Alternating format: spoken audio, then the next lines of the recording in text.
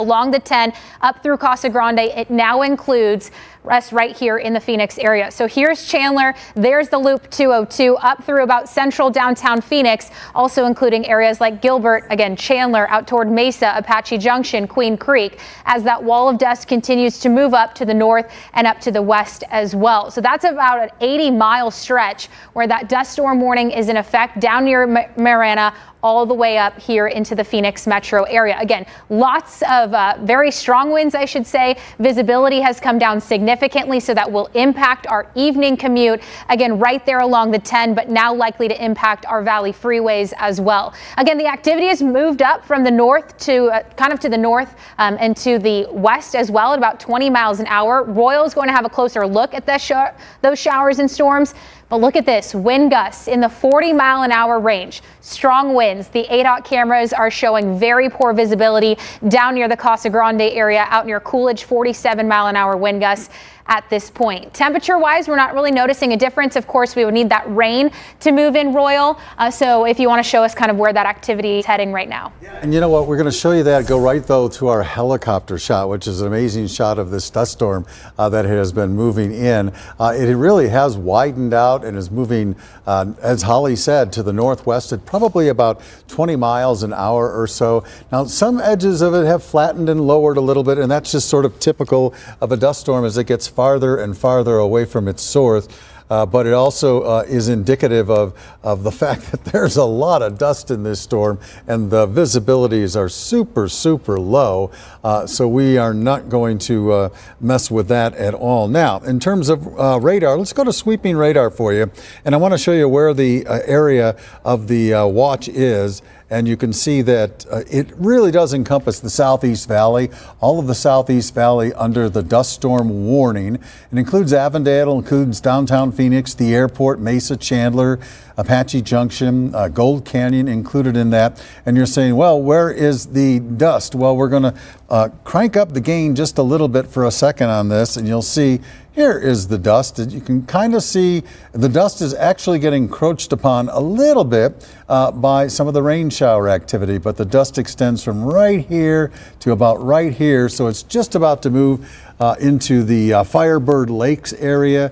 Also, we'll see that into the Ahwatukee area in the not too distant future. It's going to be on the Loop 202 probably in anywhere from 5 to 10 minutes, and visibilities are going to go way down with this. But besides that, we also have some thunderstorms behind it that are very interesting as well. These thunderstorms are producing a lot of rain. We mentioned earlier, not a ton of cloud to ground lightning, but certainly a lot of rain. Let's check out some of the rainfall amounts, and we can show you that right now we've got a peak rate there of 1.5 inches per hour, which is not bad at all. Down by Eloy, a little bit of a thunderstorm. We are going with 4 inches per hour on the rainfall rate. And then one of the more moderate ones we'll pick just along the interstate to show you that about 1/2 inch of rain is falling north of Casa Grande near the interstate. Closest cell we have into the valley right now looks to be just south of the Casa Grande, or I'm sorry, south of the Gilbert area, and that is not even showing up in terms of the number of how much rainfall precipitation is exactly falling from that. So let's widen up. We'll put her back in motion, show you what's happening. There's the line of showers and thunderstorms as it moves into the valley. It's going to continue to move in to the northwest, generally speaking, at about 10 to 25 miles an hour, and we'll put a leading edge on this and see if we can time out some areas, and we'll go with the dust that's sort of leading the whole edge of this. And we're going to be into Chandler very shortly, in central Phoenix at about 5:30, Glendale about near 6 o'clock. It might be into Glendale before 6 o'clock, but for sure this dust storm is going to encompass much of the valley over the next half hour or so, and we may see that dust warning extended into northern portions of the valley as well. So we've got the helicopter shot up. That's a beautiful dust storm. We haven't seen one like that in a long time. Very nicely formed. Later on tonight, we're going to be able to figure out how wide this dust storm was, but it looks like it's a pretty wide one indeed. And visibilities are way down below 1/2 mile in this dust storm, although some of the visibilities are up around a mile. So Stephanie's out chasing this. Stephanie, have you found your way into any of the dust? Oh, you can see it in the distance, can't you? Hey, Royal, we sure can. So all of the video that you viewers are seeing, everything that you're sending in to us, everything that we've shown you on our radar, we're almost in the thick of it, literally. I have my camera here. We can see it off in the distance, so we're driving right into it. I would like to take we have a second camera in here on top of inside our car. So this is kind of what the view looks like now. Traffic, very light. You can see how dark the sky is. You can also see, I don't know if you can tell from our camera angle and how far it is, but I can see all of the line of dust and where it's accumulating. So we're going to stay on the path. We're going to head right into it. Obviously, we're going to stay safe, and we'll keep you posted on what we see. So for now, I'm going to toss it back to the studio.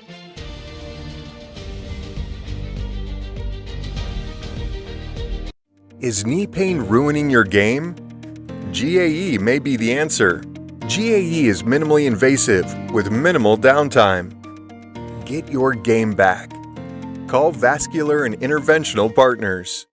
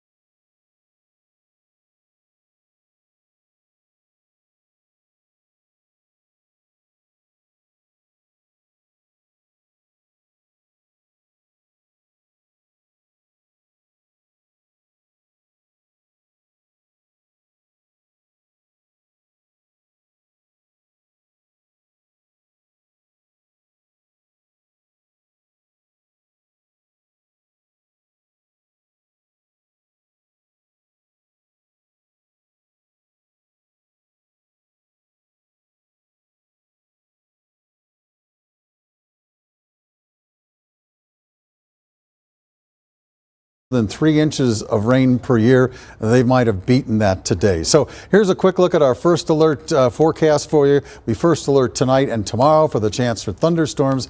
After that, we'll dry things out. And of course, we'll continue to follow these dust storms and thunderstorms moving into the valley as we go throughout the evening hours. It might be a good time to remind people that if you are driving into that, if it catches up to you, slow down. Yes. Turn the lights off. Yes. Yes. Get out to the side. There you go. Royal, thank you. We got more on this monsoon coverage coming up at 5.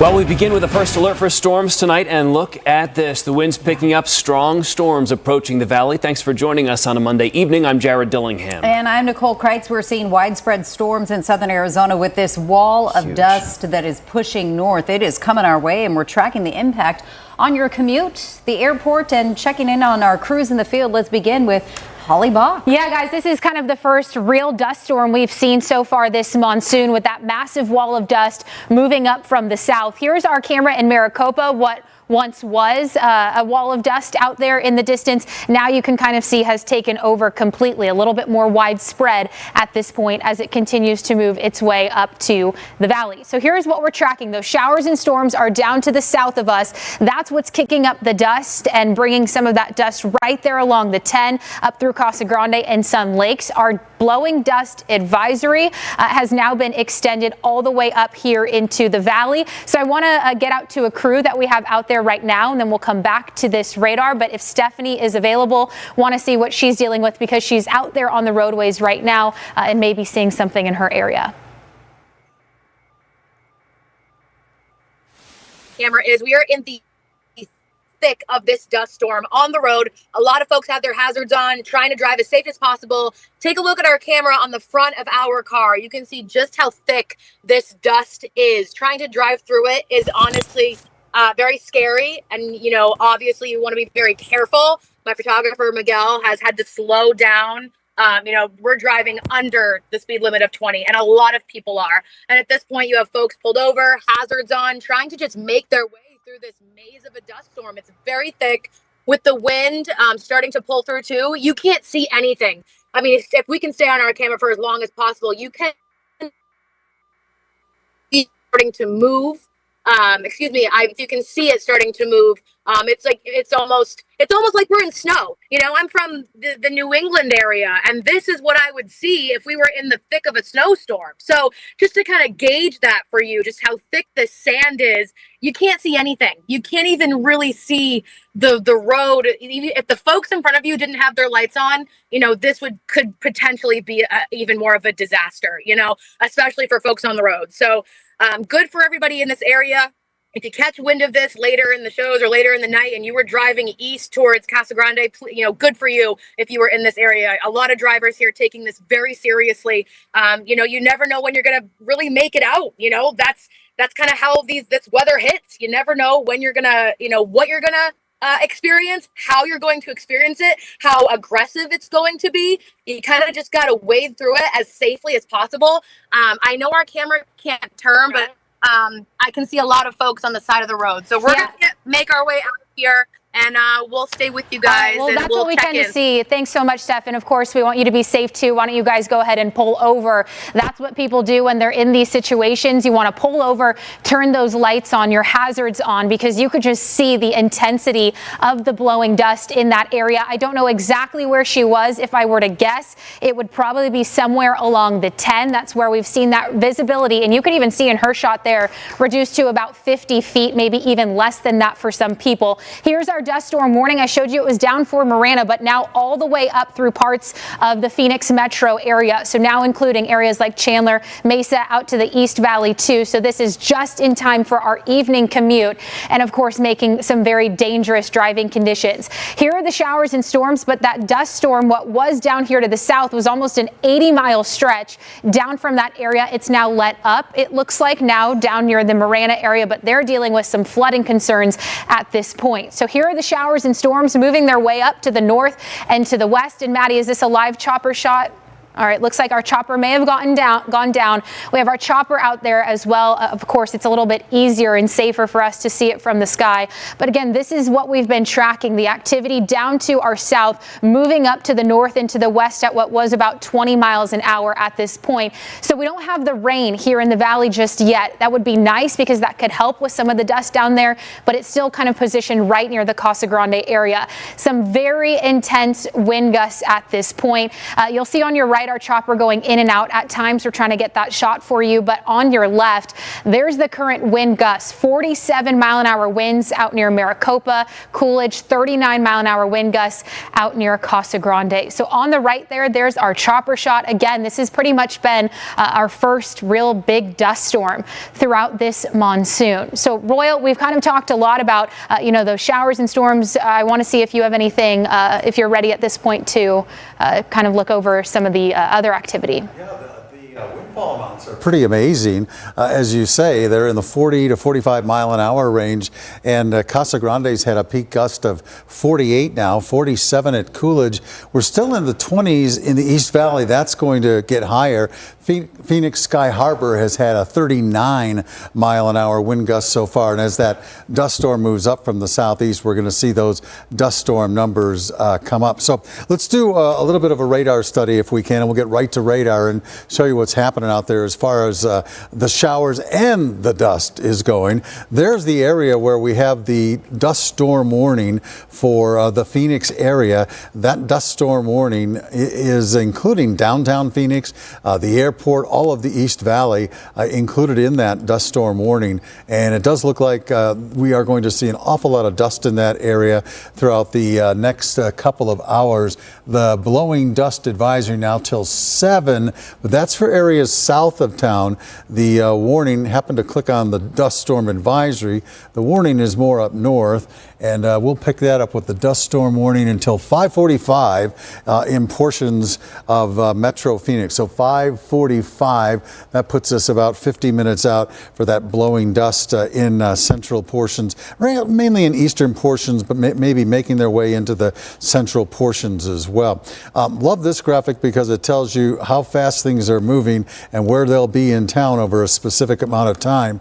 And right now we've got this storm, the leading edge of it, into Chandler in about 30 minutes or so, be in downtown Phoenix after the 6 o'clock hour, and then perhaps if it holds together, which we think it will in some form, up around 6:30 into Glendale. Now that doesn't mean rain for you, but that certainly means you're going to see a whole heck of a lot of dust associated with this. Now let's take a look at the rain and where it is right now. We're going to go to street level if we can get down to that, and also our sweeping radar, which is the most accurate kind of radar that we have right now. Here's the Loop 202, and we've got some showers just moving on to the Loop 02 with a gust front ahead of it, so you can assume that there is a strong dust storm right there on the east side of town with the 202 that is continuing to make its way in. Again, the winds in these dust storms have been running anywhere from 35 to 45 miles an hour, and we think we'll continue to see that for at least the next half hour or so as these storms continue to make their way through. Now, we'll turn off the the part that was making us look at one part of the storm and look at the rain as it begins to make its way into the southeast valley. There's Sun Lakes. We've got a pretty good cell just south of the 101 and Gilbert and Higley that is moving up. Looks like some rain has crossed the Loop 101 at this point. And let's check out if we can get a rainfall rate number from up in that vicinity. That'll show you how strong that shower is. Rainfall rate, there we go, not popping up. We're getting the blowing dust advisory. I apologize for that. There's the rainfall rate, just under an inch per hour. So that's a pretty good pour down. It's not going to last for an hour, but it tells you that there's going to be a whole heck of a lot of rain out there in a short period of time. Another rainfall number for it looks like it could be raining even harder, the darker red, and we're going to click and see. We continue to get the blowing dust advisory, so I apologize for that. We're not going to be able to get the rainfall numbers on some of those. We can tell you, though, those rainfall rates are well in excess of 2 inches per hour, though those areas won't get 2 inches of rain. They are going to get an awful lot of rain in a short period of time. So here we've widened things out, and we are showing you the cluster. I'm going to put it in motion, and I think we're going to toss it over to Pete here in a second. Someone let me know if Pete's ready. Pete's been in the newsroom tracking some of the photographs on this, and if you guys can let me know when Pete's ready. But see how these storms are moving to the northwest at about 10 to 20 miles an hour or so. It looks like we're going to see a fair amount of rain in the East Valley. We don't know how much of this will make its way into the West Valley before we start seeing some outflow boundaries there, and we'll continue to monitor that as well. Severe thunderstorm warnings have been well to the south of us. Flash flood warning as well along the I-10 north of Tucson. So really anyone traveling the I-10 corridor between Phoenix and Tucson tonight, not a great idea at all. And I love that we've got the helicopter up. That is just an amazing, amazing picture. If you want to take that full, folks, and just show that for a while, we haven't seen a monsoon dust storm like that in a long time, maybe a couple of years, and this one's really expanded out. It's a wide one. At one point down in Eloy, it was probably about 5,000 feet in the atmosphere. I'm betting it's about 4,000 to 5,000 feet up in the atmosphere right now as it makes its way into the valley. All right, Pete's been covering this storm as well in the newsroom. Pete, what do you got for us? At Royal, we're just going over tons of viewer pictures which are coming into azfamily.com. This is the dust storm from Gold Canyon. And by the way, as we go through these, remember some of these are a few minutes ago. So even though you're seeing this one, wow, look at this, Queen Creek. This is from John Zach. And you can just see that wall of dust. You can see why this is so dangerous, because you've got basically good visibility on one side of this thing, and then it just drops like that. That's why not recommended to be driving in this at all. And we continue to see more pictures coming in. Let's see what else we got. This is from Arthur. This is actually a video here. I am not quite sure on this location, but again, This is what we've been seeing all afternoon around the Casa Grande area, areas to the south of Phoenix, where you have clear, and then all of a sudden, looking the distance, you have that wall of dust moving through. And as Royal mentioned, for Phoenix Metro, we have to be aware that over the next 30 minutes to say hour, this could be moving through Phoenix Metro. So even though you're seeing some of these pictures coming from locations you think of as maybe kind of far away from Phoenix, the wall of dust could be approaching. This is from Casa Grande. This is sent by Abe. Let's play this video. And this actually really demonstrates how dangerous it can be on the roads and the highway. You can see cars out there. And this is just huge. This is the biggest dust storm, like we've been mentioning, that we've seen here in a long, long time. We've also gotten pictures on the First Alert Facebook page. This is sent by Nicole earlier. Not sure about the location on this, but the theme is similar.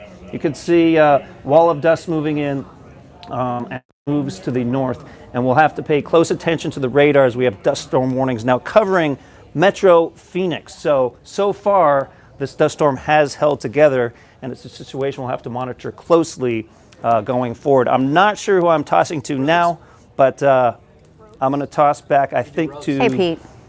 We're watching. Nicole and Jared, how are you doing? That's okay. We're watching this storm unfold, and so it's all hands on decks for everyone behind the scenes and in the field. Anytime the scanners start popping like this, we send you can see our chopper is out there. They're trying to bring back a signal. But earlier we showed you that shot from Stephanie, who was off I-10 just in the Casablanca area. So that's halfway between Chandler and Casa Grande. Yep. She was pulled off the side of the road, and we want to make sure that we give you good information. So if you ever get caught where there's zero visibility like this, you got to pull off and turn off your lights. It's counterintuitive, because I feel like if you're driving along and visibility drops quickly, which we saw, here's the video. Intense. Or maybe this is them live pulled off to the side of the road, but when visibility drops, it's counterintuitive because you think, well, I'm going to leave my lights on, I'm going to leave my hazards on, but the advice from ADOT and DPS is to always pull aside and turn all your lights off, because they say if you leave your lights on, there's a risk of somebody from behind you thinking you're still going, following you, and crashing into you. So it's kind of counterintuitive, but that's the advice from ADOT, is to pull off to the side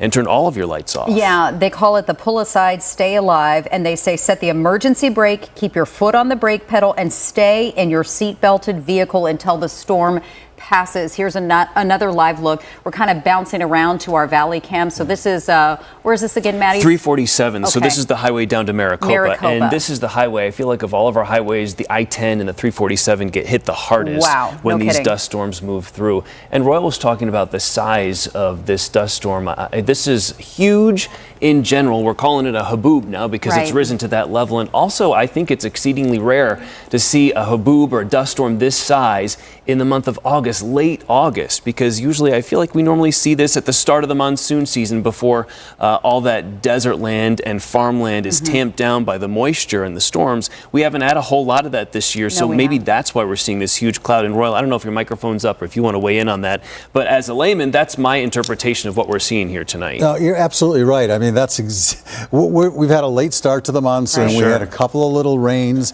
Hasn't been enough to really tamp down much of the dust. We were trying to check the status of Sky Harbor Airport with those high winds moving in. Right now, they're listing 15-minute delays or less, which is nothing at all, as you know. But yeah, this kind of dust storm is more typical, prototypical, if you will, in late June, early July. The haboob that put Phoenix on the map, which was July of 2011, the Mike Olbinski photo, the famous photo, that was early July storm. So to see one at this time of the year kind of shows you how the monsoon is right now, at least this year, has been out of whack for us. It's been very dry across the entire state.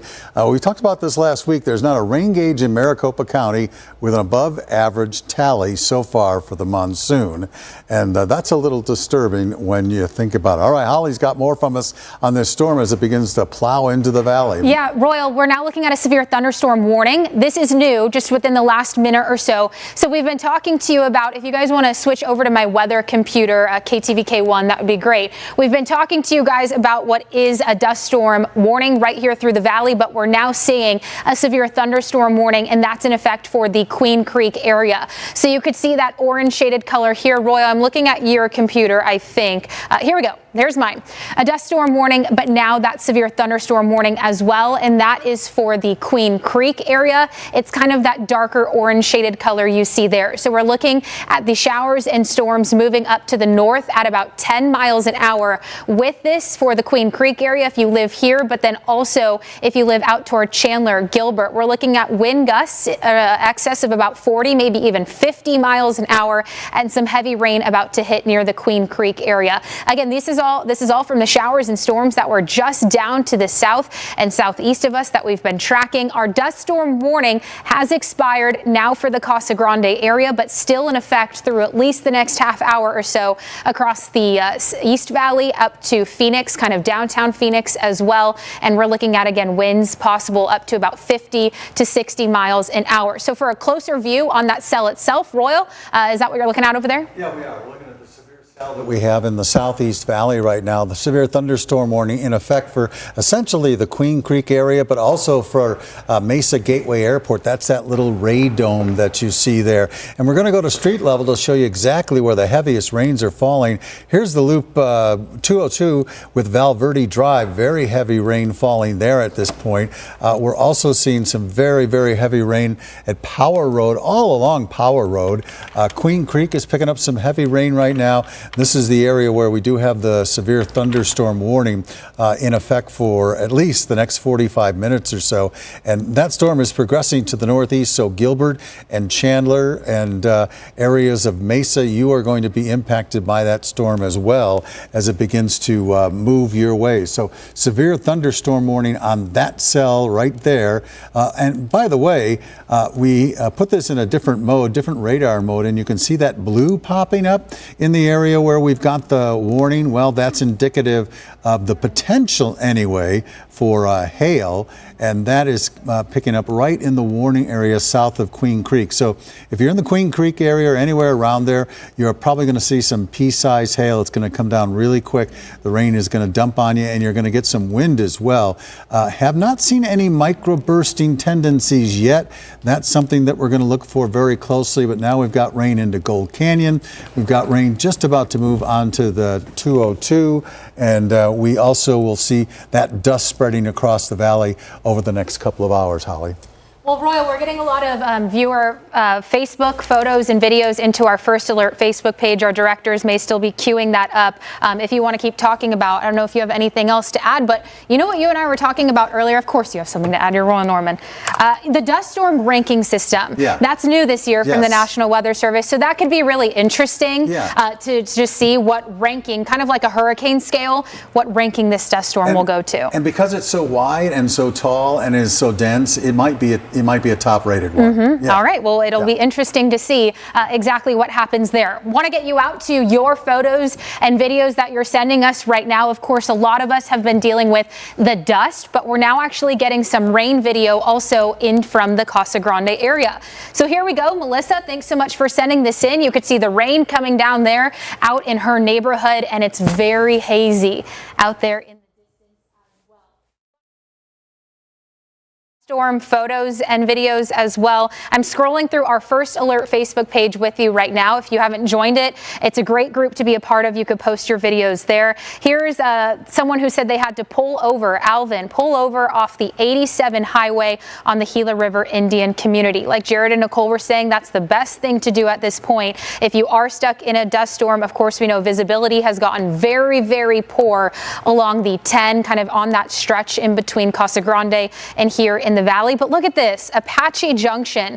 Bruce Evans posting this, and this is just crazy. You could see that line there of where that dust wall was moving up here into the valley. Like Royal has said, it appears to be a little bit more widespread at this point as we head into that 5 o'clock hour, but it did kind of start, of course, as that big wall just down to the south and to the east of us. Here's Sheila. She said crazy with some of her video. It appears to be rain, and if I were to guess, that's the Apache Junction area, or Casa Grande, excuse me. Here's another video that we have where you could just see the wind really pushing those trees back and forth. Again, we've had wind gusts in excess of about 40 to 50 miles an hour down to the south of the valley. So we've been getting a lot of these into our Facebook page. I'll leave you here with this one. This is from Michelle in Gilbert. So again, that dust storm warning in effect for the southeast valley and through the downtown Phoenix area, including areas really Royal, near Chandler, Gilbert. That's where we're seeing that big wall of dust still kind of popping up here into the valley. Yeah, and a reminder that the severe thunderstorm warning in the southeast valley and Gilbert goes till 6 o'clock tonight. Heavy rain, potentially some hail, very gusty winds, lots of ground lightning there too as well. Okay, and it looks like, you know, in the 4 o'clock hour, we were talking about what was just dust. Yeah. If we're looking at your radar right now, we're looking at a chopper shot. We're looking at, I think, what appears to be a ADOT camera, likely down to the south of us as well. This is the loop 202, I'm told, on the left side of your screen. On the right side of your screen is our chopper shot, and it looks like now on the left we have a crew out there in the field who it looks like they're getting a little bit of rain out there. It's kind of hard to see on our monitors here, but it looks like they're getting some rain out there as well. So what was Royal, that 4 o'clock hour, just dust for us, we're finally seeing that monsoon activity make its way here into the valley. Yeah, and you know what, if we pull up a traffic map, the south end of the Loop 202 is just getting crushed with rain right now. It's just beginning to move in. So you're going to see traffic along that part of the East Valley slow down significantly. There's a lot of cloud to ground lightning. There's a bunch of heavy rain associated with this cell. Severe thunderstorm warning, as mentioned, until the top of the hour. And we're also looking at this moving to the northwest at about 20 miles an hour. So we could have a big impact on Sky Harbor Airport if we haven't already, because these outflows are already pushing into the runway areas, the landing areas for Sky Harbor. So we could be seeing some potentially delays at Sky Harbor as well as these move in. Okay, I was checking in on that right now. If you wouldn't mind. I'm seeing, Royal, a couple of flights. They're still taking off. They're still landing right now. But you were saying even earlier there was a gust there of 39 miles an hour. So it looks like they're preparing to maybe hold some flights. And I think there are some delays. Other airports, according to the FAA, are delaying sending flights into Phoenix from across the Southwest. So maybe from Albuquerque, Denver, from Southern California. They're delaying sending those flights into us until the storms pass tonight. So if you have someone coming in tonight, expect them to be delayed. And if you're heading to the airport for a flight out, expect maybe a delay until the storm passes this evening. Yeah, if you've got our AZ Family First Alert weather app, you're getting the live radar, you're getting our push alerts, and of course you're seeing these live images of the aerials of this wall of dust, a haboob that's really the first of this monsoon season for us. It is causing a widespread low visibility for so many drivers, very dangerous in our evening commute. So let's go ahead and check in on that evening commute with Derek Stahl. Watching all the ADOT cams, and it's a mess out there, Derek. It's an absolute mess. We see it on the traffic maps right here. A lot of slowdowns in the southeast valley, particularly along the Loop 202. We've been talking about it. So I want to highlight this area right here. It's the Loop 202 near the 101, just east of the 101. Here's what it looks like. This is 202 east of the loopbound 101. The visibility, actually, I have to say, in the last 10 to 15 seconds has been getting better, because just moments ago, I was seeing these cars heading this direction on the 202 and they were disappearing. You could not see the taillights at all. Now the situation has been improving. If I switch over to another camera, though, I got nothing. I got just gray. I had another camera that I was about to show you, but it went offline. So as this dust storm moves through, we're kind of picking up different ADOT cameras. They're coming in, they're coming out. Let me zoom out and show you a little bit bigger view here of the picture, the traffic situation here in the valley. This is worse than it normally looks, I would say, in an evening commute situation, particularly down south. So as we look down on the 10, down sort of through the Sun Lakes area, the 347 as it branches off, as people head down towards Maricopa, that is looking particularly bad. I think I can draw a measurement. No, I'm not going to be able to draw a measurement on the backup for you. But that's the latest on the traffic situation. It does look like it's getting maybe a little bit better on the 202. I'll toss it back to to Stephanie now, who's actually on the roadways. Stephanie, what are you seeing? Yeah, so we are still on I-10 towards Casa Grande, but we went through dust and now we've hit rain. So I want to show our camera on the front of our car. You can see, yeah, as you said it, low visibility, driving very slow. Obviously, we went through not just dust, but now we have severe rain. We did see lightning off in the distance. It's coming down very fast and hard. So, obviously we need to you're going from one weather event to another within a span of minutes. So, it's tough to kind of see through our windshield. So obviously we are very, very safe. We had pulled over during that dust storm because obviously, that's what we're supposed to do. You're supposed to pull over, turn your lights off, and wait it out. And, with the rain, that's kind of take it to whatever you think you can handle. We're driving very slow. We may even pull over ourselves just to be very safe and make sure that we can get through. And hopefully everybody can get through this storm safely. All right, Stephanie, thanks so much for that. Yes, like you said, you've been in the dust and now in the rain. We're still tracking our severe thunderstorm warning, and this is in effect for the Queen Creek area.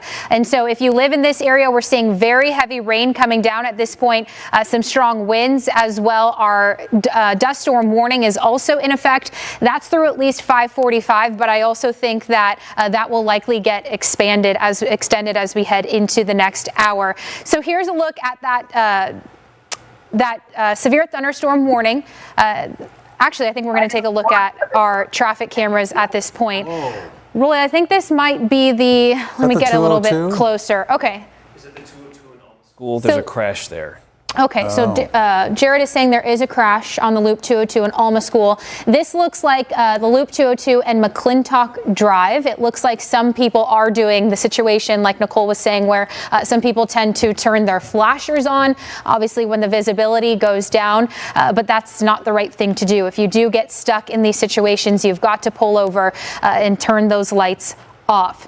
If you guys want to pull up my weather computer, we're looking at our severe thunderstorm warning that has now been extended further into parts of the valley. So now including areas like Chandler, we have a severe thunderstorm warning in effect from those showers and storms, again, that are moving up from the south and pushing up to the north. So that's the general direction that they've been going in. And we knew it'd be some around this 5:30 hour that we'd start to see some of this activity. But here's the direction they're moving in right now. We're looking at heavy rain. So yes, that is going to impact our evening commute. So feel free, guys, to pull up those traffic cameras throughout the hour if you'd like to. Again, continuing to push up to the north. So now areas like Chandler are getting hit hard with some of that rain. And look at these wind gusts, 67-mile-an-hour winds right now in Chandler. That's extreme. That's pretty significant for this point. It looks like, again, what was a lot of dust down to the south of us, at least is kind of getting washed away a little bit by some of the rain, Royal. Yeah, it may even be indicative that we're getting some microbursting. I was looking for that on our velocity charts, could not find it. Okay. That doesn't mean it's not there because, as you know, microbursts are very hard to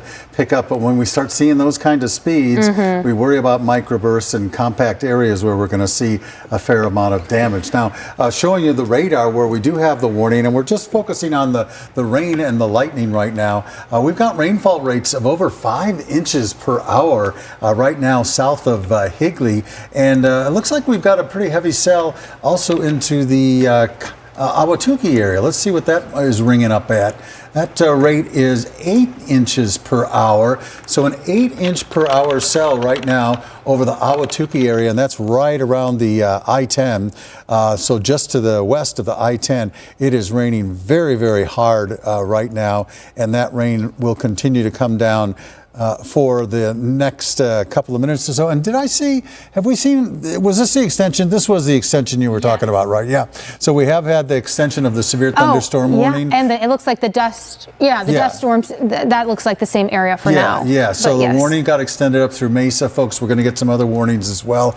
And I'll tell you what, Jared and Nicole, this is going to be one wild evening for the next couple of hours. It seems like it. We are so thankful for our viewers sending in videos. Okay, we've got a new time-lapse footage that's coming in from Stephen Biddle in Queen Creek. Take a look at this time-lapse of the haboob that's hitting the Queen Creek area. Is that...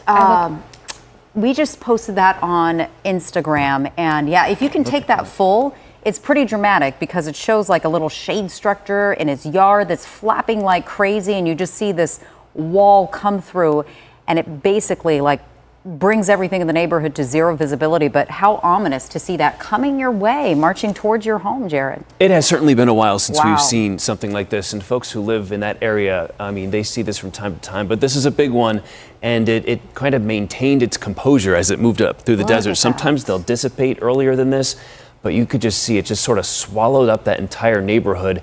And I'm looking at our helicopter live feed, if you guys want to bring that up, to go back to the two boxes, because that is just so impressive to see how high and how tall this wall of dust is that is continuing to move up into the valley tonight, starting to eat away at parts of the southeast valley right now. When we had that other intense storm that came through the other night, we had microbursts with winds gusts topping 59 miles an hour. Royal, were you saying 39 mile per hour gusts is like the peak of what we're seeing? Holly and Royal? Holly, we had a 67. 67 yes. In the Chandler area. That's And that's why we're concerned there's some microbursts out of that storm that's warned in the Mesa area, Gilbert up into Mesa area right now, because that's destructive wind right there. We have 67 in Chandler right now, 52 out in Mesa, 44 mile an hour wind gusts in Maricopa. So these are very, very strong winds. That's what really kicked up that wall of dust to begin with, right, guys, down to the south. If you want to pull up my computer, our dust storm warning has now been extended even further up into parts of the valley. We're looking at that dust storm warning extending all the way up along the Loop 101 now, up toward Cave Creek, so right through North Scottsdale. So almost a majority, Royal, of, I would say, the central portions of the valley out to the east as well. I think we have Zach Proletsky out in our car out right now, our storm commander, kind of giving us a good perspective of what it's looking like out in his area. I don't know if we have Zach live. Hey, Holly. Yeah, I'm here. We are near the Loop 202 and East Williamsfield Road. Jared. We're going to start making our way towards Sky Harbor here in a little bit. But the conditions really have gone south. I'd say in the last half hour, we're actually out at Higley High School doing a story with the football team here. We could see a wall of dust quickly approaching from the Casa Grande area. And, you know, the dust started coming in, just a few minutes before 5. And as we were driving towards the Loop 202, we passed multiple trees that had been knocked over in the middle of the road. There were some cops that were already starting to do some traffic control in those areas. Now we're dealing with a little bit of lightning and thunder. The rain and the wind is not as intense at this particular moment as it's been over the last 10, 15 minutes or so. But definitely, first, the dust was the biggest impact, followed by the rain and the winds. And now we're dealing with some lightning and thunder. And we're starting to make our way towards Sky Harbor. That's where we believe, and we kind of being told this weather is starting to go. But here in the Southeast Valley, it's definitely taking the brunt of kind of some of the weather. But in terms of the rain, not too bad. The visibility is not too bad at this moment. We are getting some lightning, some thunder. And again, there have been some trees we've seen that are kind of scattered across the road. So be careful if you are out. You do have to drive, and remember just to take things slow if you have to be out during this time. And if you do, here's what your traffic is looking like in the evening commute. Loop 202 and Val Vista, a live look on the left-hand side. You can see it's a very shaky ADOT cam right there, and you can see visibility is terrible right now. All that dust is pushing through. You can see it on your right, and that's that kind of aerial view to show you just how thick of a wall of dust this haboob that's moving into the valley. Yeah, and we can keep these pictures up. I do want to say we did get an update from the airport. It looks like some planes are being diverted around us. A number of planes that are set to land here at Sky Harbor in the next 20 minutes, half an hour or so. It looks like they're circling in the desert for now. I see one plane that just flew in from San Diego. It looks like they're making a loop. They might head back over to San Diego because I guess they're just not landing right now at Sky Harbor. I did see a couple planes taking off in the last couple minutes. That might be on pause as well as we start to see more delays up on the board there this evening. So again, if you're heading to Sky Harbor to drop someone off or pick someone up, chances are you are going to see a delay on the board for that flight for the next at least hour or so. So keep checking with us. Stephen Sarabia is joining us live. Stephen, let us know where you are. I think you're probably in the Southeast Valley on the 202. We're actually right near Sky Harbor right now, and we can actually just show you those conditions that these planes are in. If I could just go ahead and move the camera real quick. Here we go. That is Sky Harbor that you're looking at. That dust is at Sky Harbor. Visibility very, very low for those planes. You can't even really see some of those planes. So yeah, good reason why a lot of these planes are being grounded or not landing right now. Visibility is low. Again, that is Sky Harbor that I'm directing the camera to, and you can just see that wall of dust sort of impacting this whole area. And so we actually started seeing some of this dust as we were leaving the Phoenix area around Bethany Home and in the 51. We started seeing sort of low visibility because of that dust.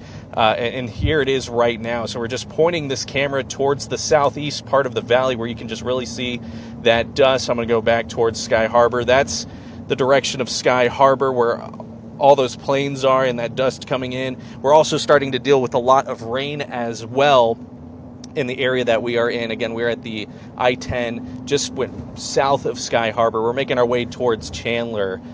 So yeah, just be extra cautious on the roadway. There are a lot of cars out here, and visibility just continues to drop. Once we get a little further, we're definitely going to pull over, but you can see traffic is slowing down in this area because visibility is just beginning to drop. Wind speeds are up. We've seen a lot of debris just sort of passing through the roadways, and now we have the rain in this area as well. Now I'm going to go ahead and pass it over to Royal. He's tracking the storm right now.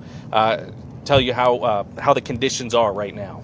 Yeah, and we want to show you the two warnings that we have active right now, and then we're going to show you a couple of interesting wind and temperature graphs before we show you the shot of the day that Holly has found for us right now. So as we go to the maps, these are the severe thunderstorm warnings. The first one, the earlier one, extends into Mesa and Chandler and portions of Tempe. The secondary one is basically South Mountain. This is Ahwatukee foothills on the south side of South Mountain, and South Phoenix on the north side of the mountain. So both sides of the mountain are included in that severe thunderstorm warning that is right on top of the mountain and has just been issued out. That severe thunderstorm warning will go until 6:15 tonight. Now, here's a couple of interesting graphics for you. We talked about the wind gusts. These are the current wind speeds. 44-mile-an-hour winds right now out at Gateway Airport, 39 at Chandler, 36 at Sky Harbor Airport, 36-mile-an-hour crosswind. That's a tough crosswind at Sky Harbor, 25 at Luke Air Force Base, and Maricopa has 30-mile-an-hour winds. And as far as temperatures are concerned, another very interesting story. Well, you can kind of tell where the rain has gotten into. Queen Creek at 82, Santan Valley at 74, Chandler at 82 degrees. Now, are we going to see that picture of the day? Yeah. Okay. Yeah. I feel like, Royal, it's just so interesting to see the photos of them when the wall is starting to form. Yes. We saw that a couple of hours ago, but we're looking at our camera that's up near the North Scottsdale area, looking down right over Camelback Mountain. So if you look out there in the distance, you could see that wall of dust slowly approaching and kind of almost at the base, it looks like, of Camelback wanting to cross over it. And I don't know, Royal, if you would happen to know, I mean, I know these can go, 5,000 feet up into the air. It's hard to tell, obviously, right now, but... We were guessing it's 4,000 to 5,000 feet up. The other thing, I don't have an arc measurement tool on the graphics, but I've measured out what we can tell of the length of it up around 70 miles. Wow. So that's how long this dust storm is. And just the fact that you're showing it coming through north central portions of Phoenix right now is another indication of how strong it is. Sure, and imagine, people who are, in this general area, you're looking due south, and this is what you see coming into your neighborhood. We're looking at visibility now, Royal, and this has really changed for us here in the valley within the last 30 minutes or so. Visibility down to about a mile or less, and there you could see our driving shot on the roadway on the right side of your screen. On the left is the visibility around 1 mile down to about a mile, all the way from Chandler to Mesa Gateway up to Scottsdale. Not dealing with visibility issues just yet, but again, this is a massive wall of dust moving in from the south and pushing up to the north. Again, Royal. wind gusts that we've had throughout the afternoon and evening. Some of the strongest winds have been out near Chandler, 67-mile-an-hour wind gusts. In Royal, it looks like Phoenix just clocked 68. You're kidding me, 68. Yeah. Mesa has a 66. And so it looks like those showers and storms, you were talking about that severe thunderstorm warning. I'll pull it up here on my screen. These are packing a punch. And we looked at these earlier together, just down to the south of us. We knew that likely some of these would turn severe.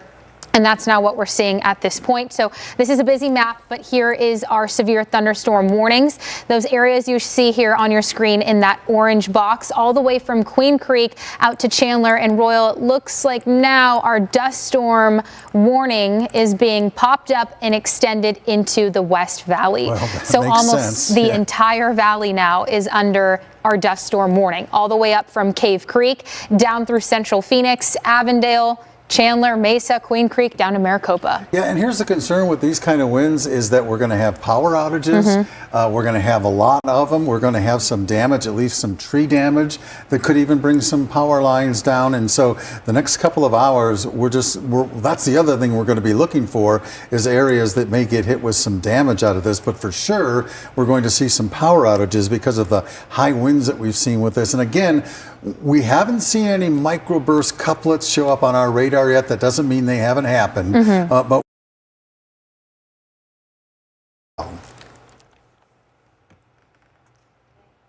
We just got an alert that came across our cell phone right now, an emergency dust storm alert till 6:45 here off of, we're at 7th Avenue and Bethany Home. So we're keeping an eye on all this. We do want to give you a heads up. We were supposed to be running an Arizona Family Investigate special report, grand theft cargo. I've been working on this story for weeks and months now. Cartels running high-risk train robberies, targeting rail lines in northern Arizona, stealing more than $1 million a month.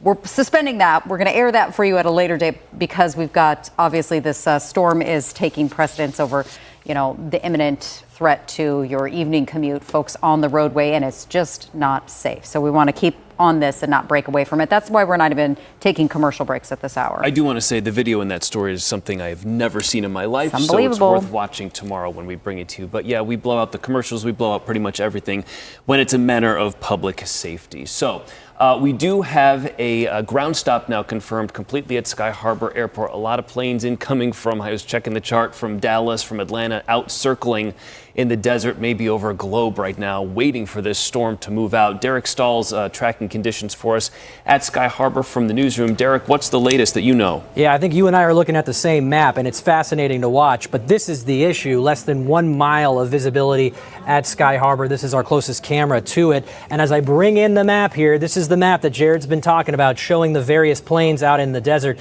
Right now, I'm looking at one, a Southwest flight that was coming in from Denver. It was supposed to land at 4:45 today.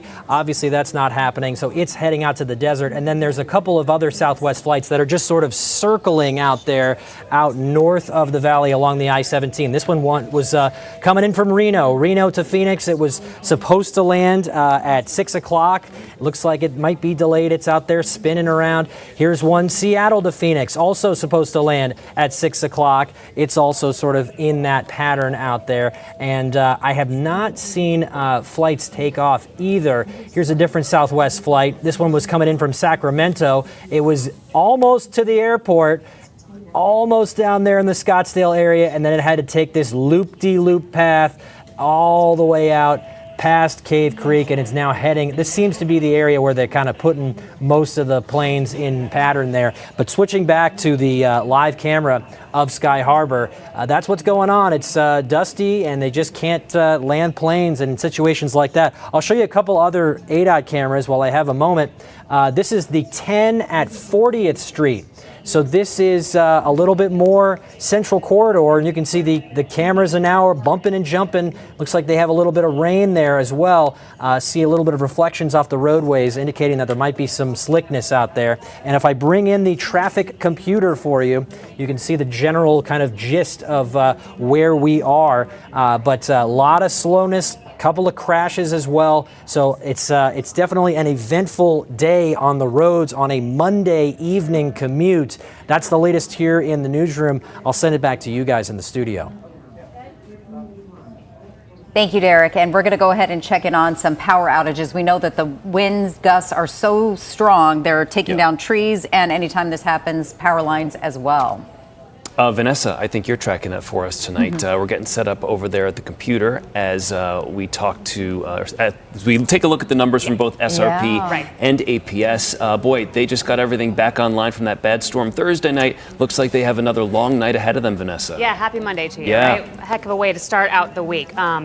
This doesn't last forever, so that's good news right there. So let's go ahead and start with SRP here. The whole map lighted up, as you can imagine. You're watching that severe weather play through. So just clicking on some of these areas here, you've got a power outage for almost 2 hours, about 2,200 people impacted here. And what I have noticed, this is North 44th Street to 56th Street and Thomas Road. So a little farther south, as Holly and Royal were talking about, we were watching that storm kind of come up in the area, the Chandler area, a little north of Chandler. You got about 1,500 people there who are affected. Let's top on another one, 779. So what I've been looking at and seeing is about 600 to 1,000 people that have been affected here. APS over here, they've got about 7,900 people who are affected by these power outages. So they got a little bit more there, grander scale. Excuse me, and they are saying it is because of this severe weather. So you've got a number of people who have been impacted, power lines down. This is over in Camp Verde, northwestern part of the state. This was reported around 6 o'clock this evening. Just before I hopped on here, I was looking at my computer. And with APS power outages, you have people who had started reporting these power outages around 4:30, which would make sense is when this really started to pick up here. So a number of people with their power out right now, looking between SRP and APS, you're looking about an hour and a half to 2 hours is what I've been seeing with the power being restored there. So we're going to continue to keep an eye on this, see what general areas are going to and have been affected. So fingers crossed it won't last long for people there who are without their power right now. All right, yeah, thanks so much, Vanessa, very helpful. If you guys want to keep Storyteller up, we have some new photos and videos I want to show you, if I can find it. Here we go. This is Ray Road in, I think it might be Ahwatukee area. Look at all the power lines. Look at that. Yeah. Power lines down. Look at the debris. This video is 7 seconds, so we'll kind of have it on loop here. The power line on the left there is down in the middle of the road, Royal. Strong winds. You could see those trees gusting back and forth. It's now a situation of hazy skies and rain coming down at the same time, blowing dust mixing with that rain. It looks like on the left too, people are going very, very slow, but it almost seems like people are kind of forced into this shopping center with that pole down there right through the middle of the street. So that's what's going on out near Ray Road, but just take a look at some of these dust storm photos. This man, Jeremy, said this is the craziest dust storm he can remember seeing. I can't remember the last time we saw the superstitions engulfed in a haboob. This is a crazy photo too, out of the dust storm down to the Southeast Valley. And Royal, I think this one really just tells a story because you can see kind of, might be a little bit hard. At the bottom of the screen is a farm. There's animals down there just out in the distance. You look and just when you compare how small things look at the surface compared to these dust walls that can grow thousands of feet. And it's amazing that we've gotten gusts of 60 miles an hour plus out of these thunderstorm cells and these dust storms. We don't normally do that, folks. The dust usually doesn't carry wind that's that high, even though it's so dramatic in the sky. And again, we're estimated it may be 4,000 to 5,000 foot tall. We'll be able to confirm that throughout the nighttime hours. But as we say, there also is a new dust scale that's in use for Arizona, and this might be the first time that we get the highest rating on the dust scale. Yeah, and this is impressive for us this monsoon because we've had a few small little dust storms here and there. Nothing quite to this extent. I'm looking at the current wind gust map right now on my weather computer, and we're looking at still wind gusts that we've seen within the last half hour at 60 miles plus an hour in Phoenix, out toward Chandler, 50-mile-an-hour wind gusts out near the Mesa area. And Royal and I have just been on the side here very impressed by this graphic here, 78 degrees right now in Gilbert. That's Amazing. one of the areas, of course, seeing that rain-cooled air out there. It'll be interesting to see what Sky Harbor gets, our official gauge, because we now know that the showers and storms are kind of moving toward that area. I think we have Steven Sarabia out there on the road with our storm commander. Steven, what is it looking like in the area? Where are you right now? Yeah, we're on the I-10, I-60 area, sort of in the southeast part of the valley where the rain has really picked up. You know, this is what it's looking at right now from our camera at the top of our storm commander. Here is our dash cam, so that way we have the windshield wipers where you can actually really see. And so we just went through that dust storm. Now it is the heavy rain, and this is right during commute time. There has been a lot of people that we've seen just sort of pull over to the side of the road as if they're waiting for the storm to pass. Many people just continuing through. You can just see these hazard lights. A lot of people traveling with their hazard lights on right now, so just be extra. This is impressive for us this monsoon because we've had a few small little dust storms here and there. Nothing quite to this extent. I'm looking at the current wind gust map right now on my weather computer, and we're looking at still wind gusts that we've seen within the last half hour at 60 miles plus an hour in Phoenix, out toward Chandler, 50-mile-an-hour wind gusts out near the Mesa area. And Royal and I have just been on the side here very impressed by this graphic here, 78 degrees right now in Gilbert. That's Amazing. one of the areas, of course, seeing that rain-cooled air out there. It'll be interesting to see what Sky Harbor gets, our official gauge, because we now know that the showers and storms are kind of moving toward that area. I think we have Steven Sarabia out there on the road with our storm commander. Steven, what is it looking like in the area? Where are you right now?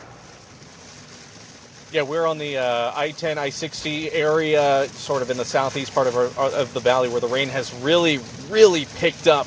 You know, this is what it's looking at right now from our camera at the top of our storm commander. Here is our dash cam, so that way we have the windshield wipers where you can actually really see. And so we just went through that dust storm. Now it is the heavy rain, and this is right during commute time. There has been a lot of people that we've seen just sort of pull over to the side of the road as if they're waiting for the storm to pass. Many people just continuing through. You can just see these hazard lights. A lot of people traveling with their hazard lights on right now, so just be extra cautious. If you do have to travel, maybe just wait until this storm does pass, because as you can see, visibility is low. It's low not only because of the rain that we're in, but if you're up in the central part of the valley where they're seeing that dust, it's low because of the dust as well. So just be extra cautious out there. And the winds, Holly and Royal have mentioned the wind speeds. We could really feel them while we've been driving as well. Those wind gusts really sort of hit the unit. So just be, again, extra cautious when out on the roadways. We are on the I-10 right now, making our way about to be in the Ahwatukee area where those outages are, that, as y'all mentioned right now. So yes, traffic is moving pretty slow. We are going definitely well under the speed limit, about 35 miles an hour. Many cars doing the same, but if you can just take a look. I'm going to switch cameras right now because I want to show you that every now and then you'll just see cars parked on the side waiting out to this storm. We just passed by a big group. Don't see any right now, but this just gives you an idea of just how low the visibility is. This is our top cam, and again, everybody going well under the speed limit.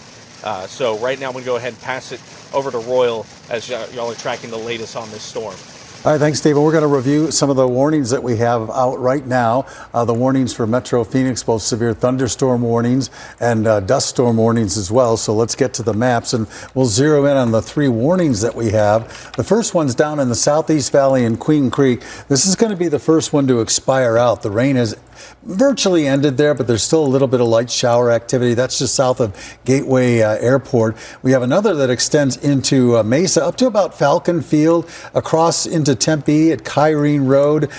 This severe thunderstorm warning will be in effect for at least another 15 to 20 minutes. And now we've got one that's headed out toward the west side toward Laveen, over the South Mountain area. We were telling you about this. It's raining on both sides of South Mountain very hard right now, and the Ahwatukee foothills area and also in South Phoenix. That's where we've got the severe thunderstorm warnings. We'll widen out and show you that there's the dust storm warning. This is the dust storm that won't quit. It's headed up to Cave Creek. It's headed up to Surprise. It's headed out to Buckeye. It's at least 700 miles across at its front border. It's at least 4,000 feet in the air. Visibility is down to below 1 and 2 miles on this storm. So it's an incredible dust storm, especially for this time of year. Quick look at just a couple of street level rainfalls, if I may, to show you some of our major intersections. Downtown, heavy rain falling right now, and this rain will continue for the next 15 to 20 minutes or so. I'm not sure why we're not getting the names of the street. That could be there we go. Could be a cloud problem. Roosevelt and 16th Street, it's a pour down right now. We head up the highway toward Piestewa Peak. Heavy rain right now on Lincoln Drive, just south of Piestewa Peak. So we are now starting to pick up that heavy rain, Holly, but it's the wind that has really been crazy. Yeah, I mean, strong winds in excess of 60 miles an hour across parts of the valley, dropping visibility down to about a mile, down to the southeast portions of the valley as well. So we're looking at rainfall totals, Royal, 3/4 of an inch in just the last hour, with that cell that moved over the Chandler area, about 3/10 of an inch out in Mesa. So we're looking at, if you guys want to switch over to my weather computer, if possible, we're looking at just some of the rainfall totals. And Royal, that's impressive. And we know that can cause some flooding issues as well when we get that much rain here on our streets, and that can create some flooding issues as well. There we go. There's a look at some of the rainfall totals pulled up just within the last hour. We've picked up just a little bit over 1/10 of an inch in Tempe and in Apache Junction as well. So this has been some very, very impressive activity for us. Here's our visibility map.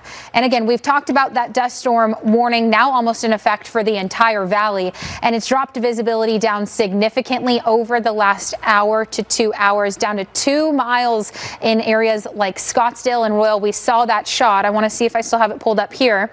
Well, we saw what was that dust storm kind of approaching right over Camelback. Looks like now we're getting some raindrops, some rain, and look at those trees really getting blown back and forth. This is a look up in the North Scottsdale area. So I'm curious to see what our temperature differences are too. Of course, when we get this type of activity that moves through here. Last time Royal and I checked, we were looking at temperatures that were in the 70s.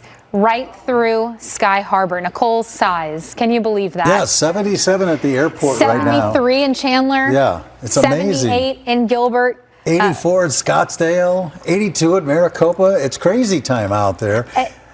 And Royal, I don't want us to forget too about, of course, we have our wonderful viewers out in Yuma, and what just popped up in that area. We've been getting some heavy rain, of course, out in western Arizona as well.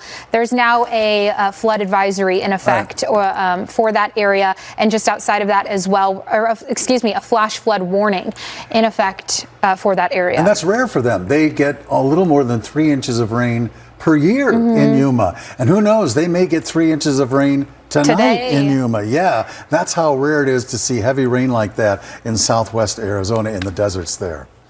Amazing stuff going on today. Yeah. It's been more of that typical haboob that we were used to seeing every year for monsoon storms, because it hits late in the day after extreme heat, and then wow, look at this. It started with the dust storm, and now it's bringing a ton of rain, powerful showers coming through with strong gusts, and the airport, like you said, is at a ground stop at this point. In fact, they just extended the ground stop, they said, at least until 6:45, because they're dealing with a secondary issue there right now. In addition, it's interesting to see the FAA bulletin come across, say a haboob is impacting the airport. I feel like other airports around the country have to look up what a haboob is. Of course, we know all too well. In addition to that, there's a fire alarm going off in the tower, so the tower has been evacuated at the airport.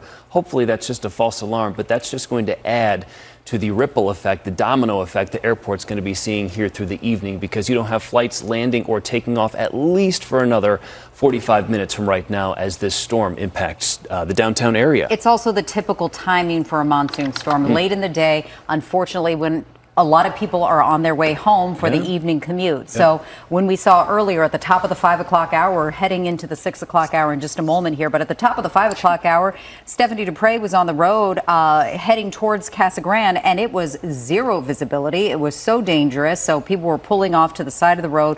If you get caught in this, pull off, turn off your lights, and just wait it out, stay buckled in, keep your foot on the brakes. And we've been watching the power outages, which are likely to grow through the evening here as those winds push through. About 12,000 homes and businesses without power. More than 19,000, I think. Is it up to 19 now? Between the two, Yeah, SRP and APS, we've had. And we've lost power now at the station surges. briefly, and there go our generators. Kicking in.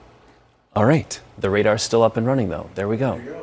Our lights are back on. Okay. You know what's interesting too? I feel like we've been with you guys late at night when it's been seen. We were seen on air at like 8, 9, 10 p.m. when the monsoons have hit this past summer, and now I think this might be some of the earliest activity we've seen so far, at least. Yeah, I think Nicole said it. It was like an old-time monsoon where the dust came in late in the afternoon, followed by the rain and the heavy winds. This is like take me back to 1988. I mean, it's crazy. Yeah, I mean, it's crazy out there. Yeah, and of course we still have our dust storm warning in effect, some severe thunderstorm warnings as well. So I know we're going to have Scene come in and kind of take things over, but we're just seeing really, Royal, poor visibility out on our roadways right now. Now we're also dealing with the mix of heavy rain. We've also had some people with some power outages too.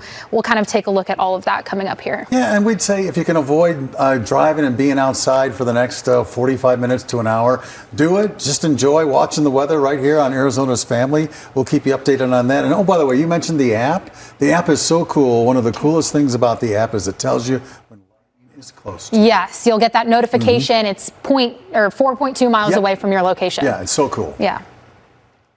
Watching all of the live cameras as well to see as the storm kind of treks across through the valley, bringing all that rain. And of course, we're not seeing any word of any crashes or anything at this point. So knock on wood that things stay safe on the roadway out there. But you can see very active storm night hitting the valley. And this is one of those nights where it actually looks like everybody in the valley is going to get something. I mean, we've seen so many spotty storms move through over the last 2 months. This looks like a valley-wide gusher this evening, and pretty heavy rainfall moving in to the southern part and now central part of the valley right now.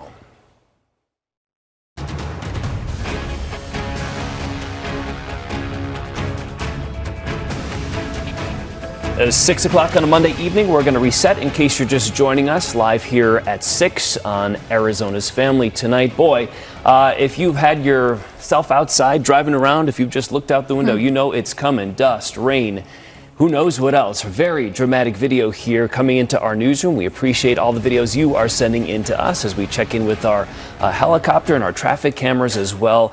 Big storm moved up earlier from South Arizona through Casa Grande and Eloy, and now it's here with us in the valley. A first alert weather day today with storm chances sticking with us probably here through the evening. Thanks for joining us at 6. I'm Jared Dillingham. And I'm Nicole Kreitz. I think the big headline is temps in the 70s. In the valley from that extreme heat that we've been sweltering with this summer. It was a monsoon for a long time, and boy, is it back with a vengeance with this massive haboob that is moving across south of the valley up through the east. And here's a shot from our AZ Family News Chopper. This was about an hour ago when it really started taking shape. And we can see we've got team coverage for you to make sure that you are well protected. You know what's happening. Holly's watching the feeds for our viewer videos. Stephanie and Stephen are in our storm commanders chasing the storm.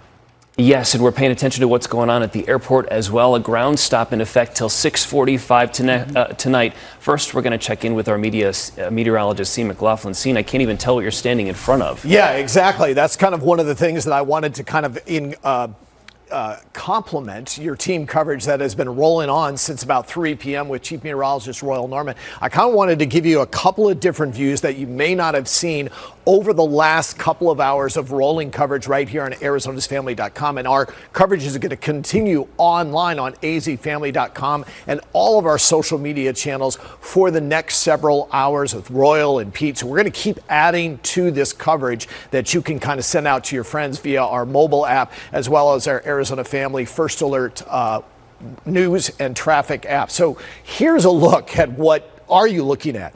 Well, first of all, you're looking at the temperature, 76 degrees. It dropped to about 70 recently with some heavy rain across Sky Harbor. They've also had a 70-mile-an-hour wind gust. This is our South Mountain transmitter tower camera. This looks out and down into the valley. You can't even see the valley due to the amount of dust in the atmosphere.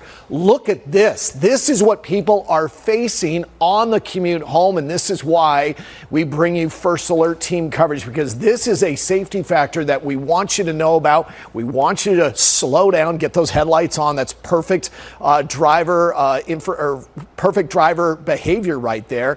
Buckle up, get those headlights on, and pack in extra time to get home, because not only are you dealing with low visibility, you're now dealing with some very strong gusty winds as well as some heavy downpours out there on I-10. Here's the Fairmont Scottsdale Princess. This is looking due south towards the downtown area, and look at that palm tree up there. It is really whipping. Wind gusts 40, 50 plus mile-an-hour winds, and some of the rain is now sideways again, causing that low visibility. Here's a live look at what used to be, or is, the Four Seasons. The buttes up there at Four Seasons, you can see those small mountains up there. You can barely see it with the low visibility due to the dust. So they're on the top end of the dust, the rest of the valley under all that rain. Here's our Talking Stick Resort. Can't even see Camelback Mountain. This is pointing off to the east. There is low visibility here. Here's Maricopa, where they're dealing with a lot of rain in a short amount of time that came after that wall of dust. Here's Gilbert. Can you see that famous water tower? Yeah, they've got some heavy rain down there. Here's downtown Phoenix, really coming down on the streets there in downtown Phoenix. Hasn't even reached Lake Pleasant yet. So this is how big our valley is, that it's not even reached Lake Pleasant. So what happened with that haboob? It was some really strong thunderstorms south of the Casa Grande, Picacho Peak, Marana area. Remember, decaying thunderstorms during the summertime, they get immediate vertical lift, 30, 40, 50,000 feet high. All that cold, dense, evaporated air. Cold air is what? Heavier than the surrounding air. Just shoots down the bottom of the cloud and then rolls up all that dust right east-westbound along I-10. We call that dust storm alley. So that was that first rolling wall of dust. And then that kicked off all of these really strong thunderstorms. It lifts the atmosphere, lifts the moist, unstable air quicker and higher into the atmosphere. It hits its dew point and it really starts to crank. So what do we got going right here? We have a severe thunderstorm warning still until 6:15. That's for the south part of town. They've got some ongoing flash flooding east-westbound on I-10. That is south of Casa Grande. That severe thunderstorm warning is for the southern part of the metropolitan area. So let's kind of break down. There's two of them. Severe thunderstorm warning. This is in the Ahwatukee area. That's until 6:15. There's South Mountain. You can tell that. Here's Chandler, Gilbert. That severe thunderstorm is until about 6:15. Look for that to possibly extend northward. And then here's that dust storm warning until 6:45. That's for Glendale, Peoria, Phoenix, Surprise. It stretches as far north as Cave Creek and as far east as Fountain Hills. That includes going up the Beeline. So that is some really treacherous travel. There is also a new dust storm warning now extending through 6:30. That's for Carefree, Cave Creek, Fountain Hills, Paradise Valley. That's the one I just pointed out. That's now extending until 6:30 p.m. Let's kind of go neighborhood by neighborhood, and then Holly's going to show you a ton of viewer photos. Here's east-westbound as you're coming into the valley. There's the Loop 202 extension, and that is just a complete downpour along Chandler Boulevard. Here's West Chandler Boulevard. That's the new Loop 202 extension. Kind of taking you down near Sun Lakes. They're starting to get out of the heavy rain, but that heavy rain is moving north at around 15 to 20 miles an hour. Here's Chandler, here's Higley, East Queen Creek Road, some light rain showers, a little bit lighter as you head up to the 60. In fact, a clear spot as you move past, it looks like Powers Road. There's Phoenix Mesa Gateway Airport right there. They're in the clear at this point, and we can see right up the Loop 202. These are some lightning strikes. Heavy at times on the northbound, northwestbound 202 up near that gravel pit. And then let's go into the Scottsdale area. Here's Paradise Valley, McCormick Ranch getting hit hard.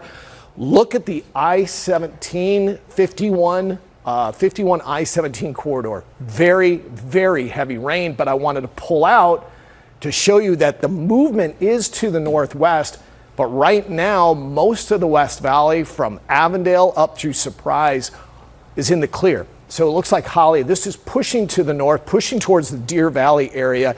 And this is a lot of activity at one amount of time, at this close amount of time. And I haven't even begun to talk about the winds and the temperature change. Okay, well, here, I have that pulled up. Yeah. Auto winds, right now we're looking at wind gusts seen, and these winds have been extreme. Over the last hour or so, look at these winds. 70-mile-an-hour wind gusts clocked at Phoenix Sky Harbor, 67 in Chandler, 40-mile-an-hour winds now in Scottsdale, 54. These are wind gusts up near the Deer Valley area, so we know that's having impact not only on flights in our area, but of course power outages too. Nicole mentioned temperatures. Look at this, 76 in Phoenix, 73 degrees right now in Chandler. That came after having temperatures in the triple digits today. We've been getting a ton of photos and videos from you, so I want you guys to bring me over to Storyteller if possible, and we'll take a look at some of those. Already seeing some damage. This coming in from Marcella. She says this is by Ray Road, and look at this. You can see that pole right there knocked over in the middle of the street. It looks like all traffic has to get into this lane and swerve around that. Looks like strong winds, of course, knocked this down, and that's what she's seeing in her neighborhood. We've been getting finally some rain videos. This is the Stapley and US 60 out near the Gilbert area, where we're looking at some rain coming down in this area as well. So we dealt with first the, of course, strong winds down to the southeast, and now we're getting some rain. But when you mix those two together, this is kind of our classic monsoon, where we're seeing the dust and now the rain on top of that. Take a look at this. This is a massive dust storm that rolled here into the valley. This is what Joe is saying. He shot this with his drone in Ahwatukee right before it moved here into the valley. And these are just so impressive. You can see the height of that dust storm. And at one point, it extended all the way down along the 10 outside of Marana. The height of that, these can go a few thousand feet. And so it will be interesting to find out just how tall this dust storm is here. But this is now kind of moved its way here into the valley. That's why Scene was showing those traffic cameras that are just showing poor visibility. We've had visibility drop below a mile in areas like Chandler, out towards Scottsdale as well. So driving conditions are very bad at this point in the evening, right in time for our commute. Here's another video where you can see those trows blowing back and forth, the trees blowing back and forth with a lot of dust out there in the distance. This is our First Alert Facebook page. We appreciate you guys sending in these photos and videos. Again, just extreme winds. Wind gusts right now in the 50 to 60 mile an hour winds here across the valley, wind gusts. A lot of people posting about the dust storm. I'm sure we'll likely start to see some more photos of the rain coming in at this point. I believe we have, did you say it was Sarah, guys, out in the field to show us what it's like? Okay, I don't know if we have. Yes, this is actually a much milder picture. Can you guys hear me? Can you hear and see me okay? If you can, this is actually a much milder picture than what it was about 5 minutes ago. The wind was really whipping, so much so that as we were setting up, this tree limb kind of snapped pretty much right in half. And as you can see, there's a lot of puddles in our parking lot. We just stepped out for a bit to show you guys the conditions that we're seeing. So you can see, even in just like the past 5 minutes, this puddle that you see over here, that wasn't there. So the wind was really whipping. We were feeling those gusts. It's obviously been very heavy rain. I mean, we were completely soaking wet in about 30 seconds. That's how fast that rain was falling down and kind of hitting us.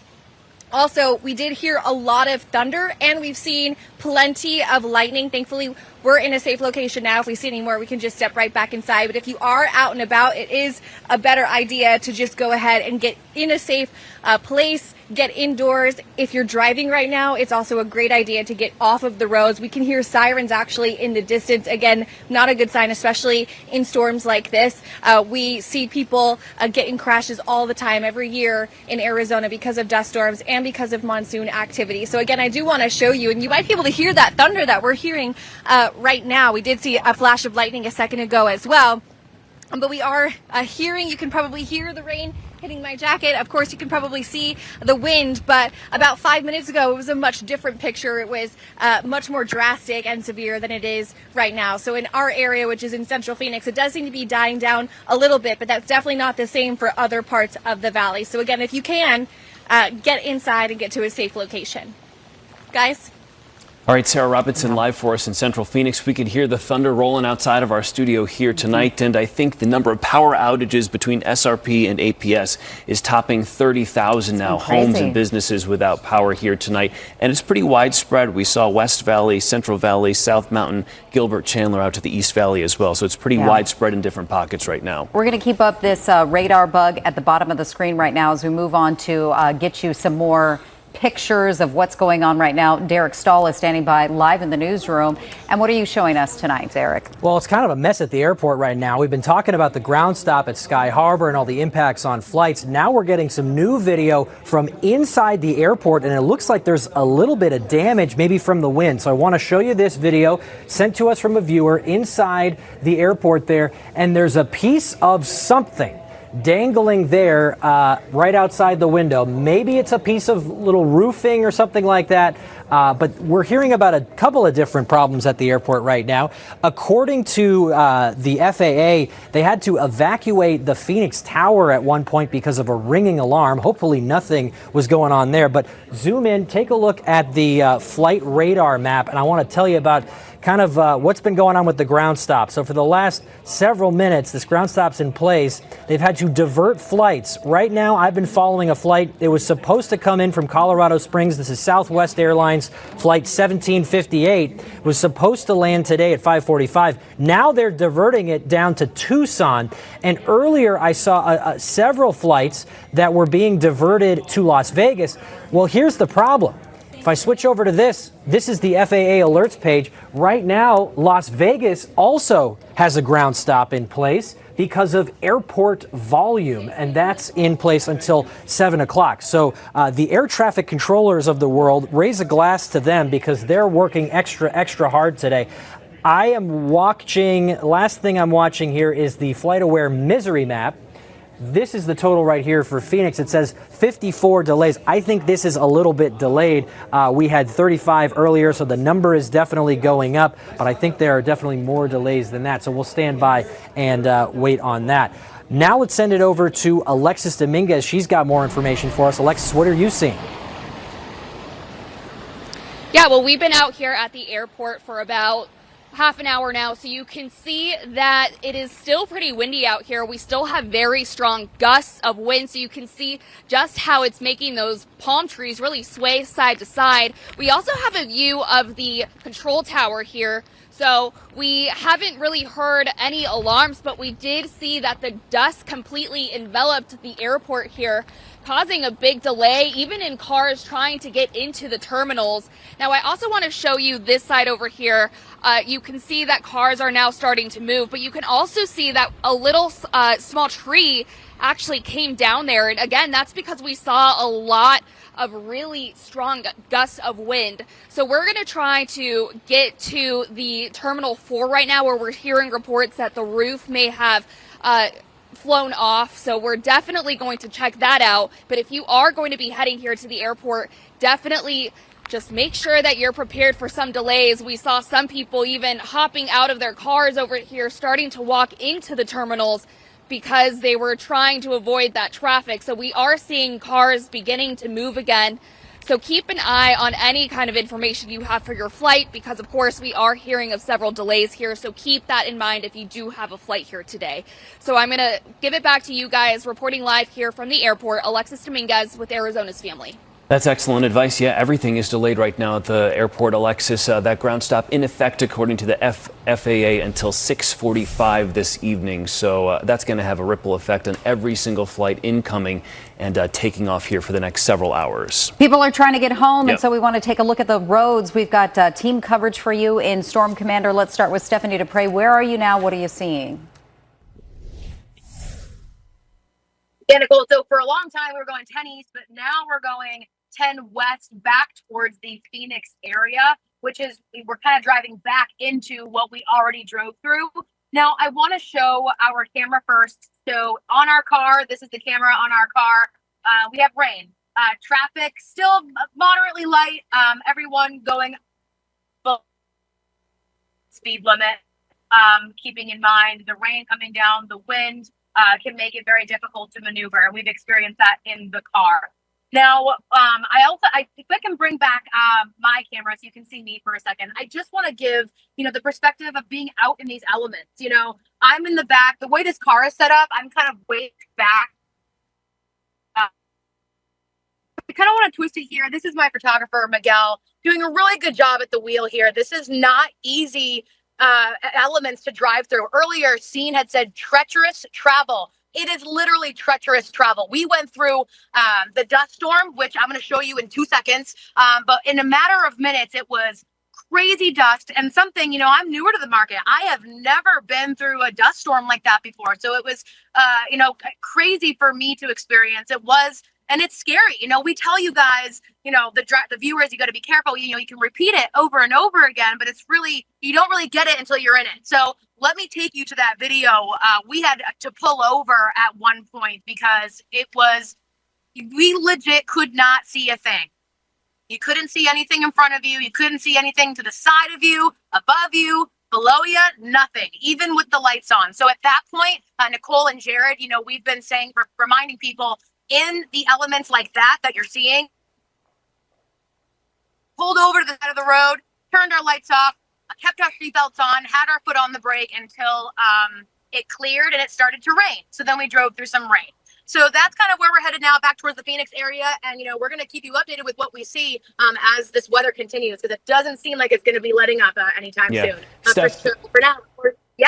Yeah, thank you. I was going to say you could leave that video up while we talk for a second. You just said keep your foot on the brake. You meant to say keep your foot off the brake, because the advice from ADOT is to just have no lights on your car. As counterintuitive as that may seem, this is the video that they were in when they pulled off to the side of the road. They were about to.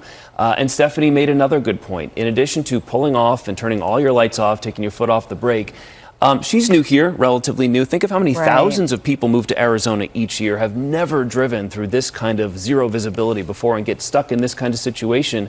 And a lot of folks on the road just kept going with their hazards on, which according to DPS and ADOT, that is not what you're supposed to do, all those folks who are passing them by. Thankfully, there were no terrible crashes out there tonight on the I-10 or the Loop 202 as this dust storm, this haboob, caused visibility to drop down to zero. They want you to wait out the storm safely off the side of the road. So pull your emergency brake, but take your foot off the brake, because otherwise that will engage the back tail lights. So Steven Sarabia is out in Storm Commander. We've got live team coverage for you tonight. And earlier you were out at Sky Harbor area. Where are you now and what are you seeing?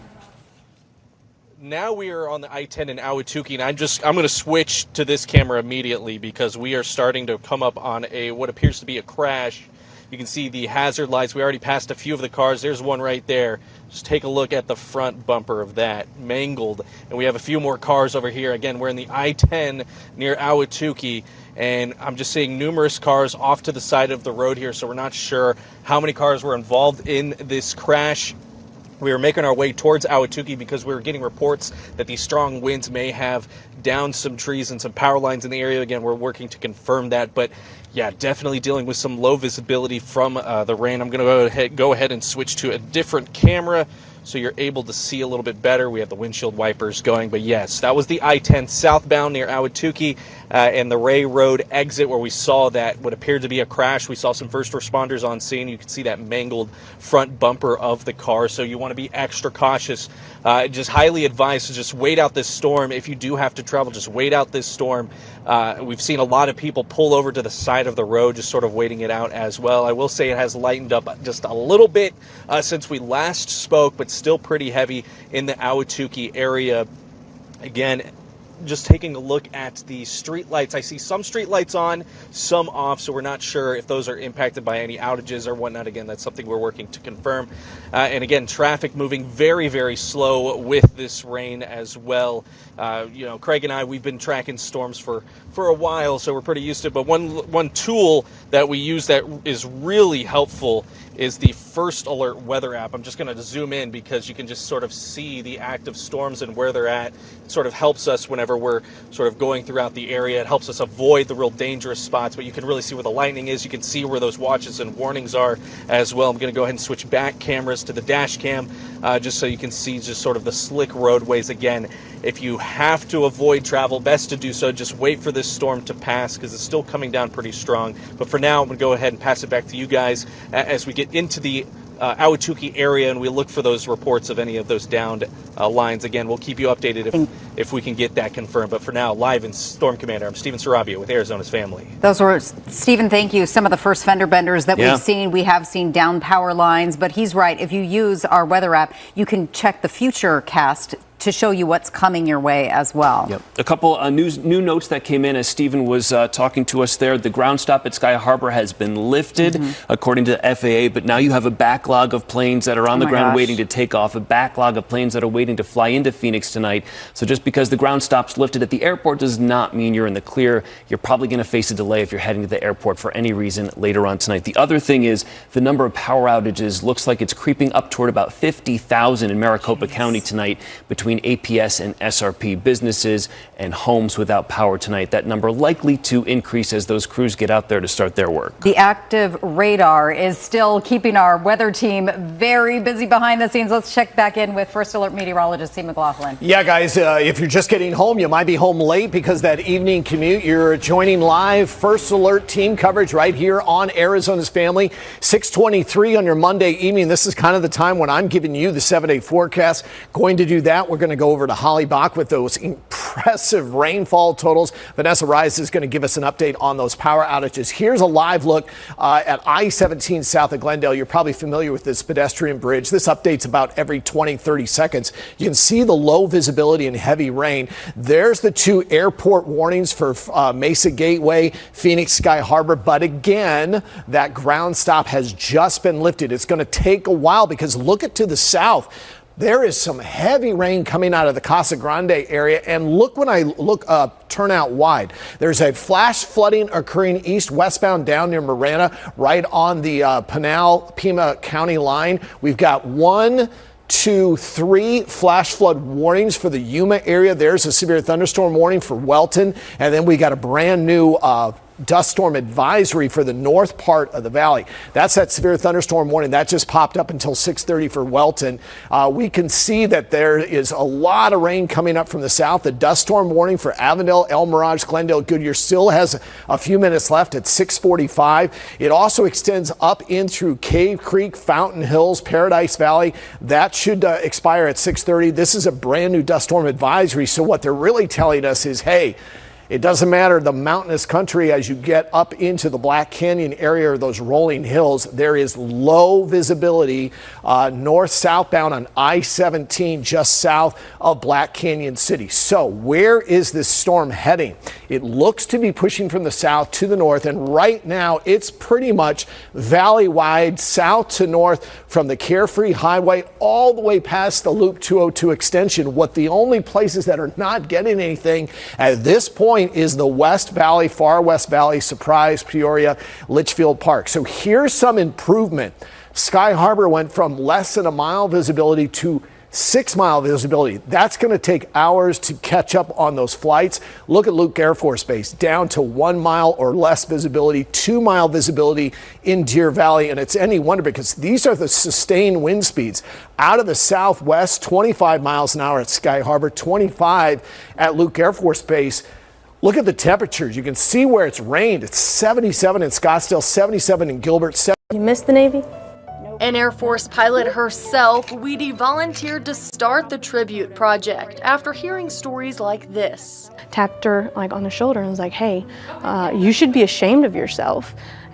She was like, why? He's like, you're wearing your husband's jacket. That is stolen valor. You're actually the second. Unfortunately, Sailor Patricia Roberts has had similar that traffic pole, I should say, down right there in the middle of the street. So we are dealing with some power outages as well. So we're going to bring in Vanessa Ariza. I know that you've been looking into this, and of course we know the damage that can happen with some of our monsoon storms. Yeah, so you just have to continuously refresh this because this is changing by the minute. In fact, within the past 45 minutes, the last time I was giving you these numbers, they have grown by the thousands. Updated here, more than 71,000 people who are without power right now. If we zone in on specific areas, Maricopa, we're looking at 60,000 people who are without power right now. Going into Yuma, you're looking at nearly 2,000 people. APS, it gives you a little bit more breakdown. If you're an APS customer, you are looking at, let's see, 16,000 people who are without power right now.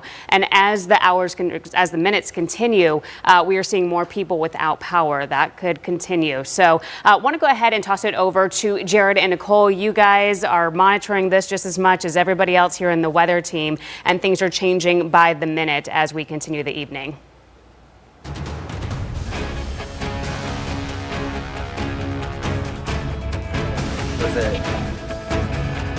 Vanessa, thanks so much. We're going to reset here at 6:30. As we know, a number of people join us at this time of day each evening, and as we continue to cover the impact of this rather massive monsoon storm moving up from southern Arizona into the Central Valley here this evening. A number of impacts at the airport, at our roadways, to the power grid in the valley tonight, and we have it all covered for you here this evening at 6:30. So thanks so much for continuing to join us. If you are just joining us, welcome. I'm Jared Dillingham along with Nicole Kreitz. Yeah, it's been a powerful monsoon storm evening with a haboob. We haven't seen one of those come up from south of the valley, hitting us, wiping out visibility just as people are trying to get home on this evening. Taking a look at our roadways out there, it made a mess of things. A 70-mile across haboob, bringing wind gusts up to 70 miles an hour, dropping our temps into the 70s. Scene. That's a huge headline for us. Yeah, temps Nicole, in the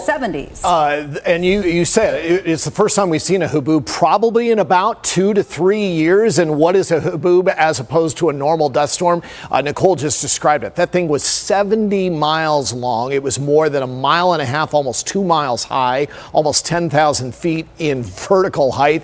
It was just a wall of dust that came out of southern Arizona, and that has kicked off these heavy showers and these powerful, strong winds, and there is damage across parts of the valley. We've got a lot of people without power, and here's the problem right now, and I know this. As we know, a number of people join us at this time of day each evening, and as we continue to cover the impact of this rather massive monsoon storm moving up from southern Arizona into the Central Valley here this evening. A number of impacts at the airport, at our roadways, to the power grid in the valley tonight, and we have it all covered for you here this evening at 6:30. So thanks so much for continuing to join us. If you are just joining us, welcome. I'm Jared Dillingham along with Nicole Kreitz. Yeah, it's been a powerful monsoon storm evening with a haboob. We haven't seen one of those come up from south of the valley, hitting us, wiping out visibility just as people are trying to get home on this evening. Taking a look at our roadways out there, it made a mess of things. A 70-mile across haboob,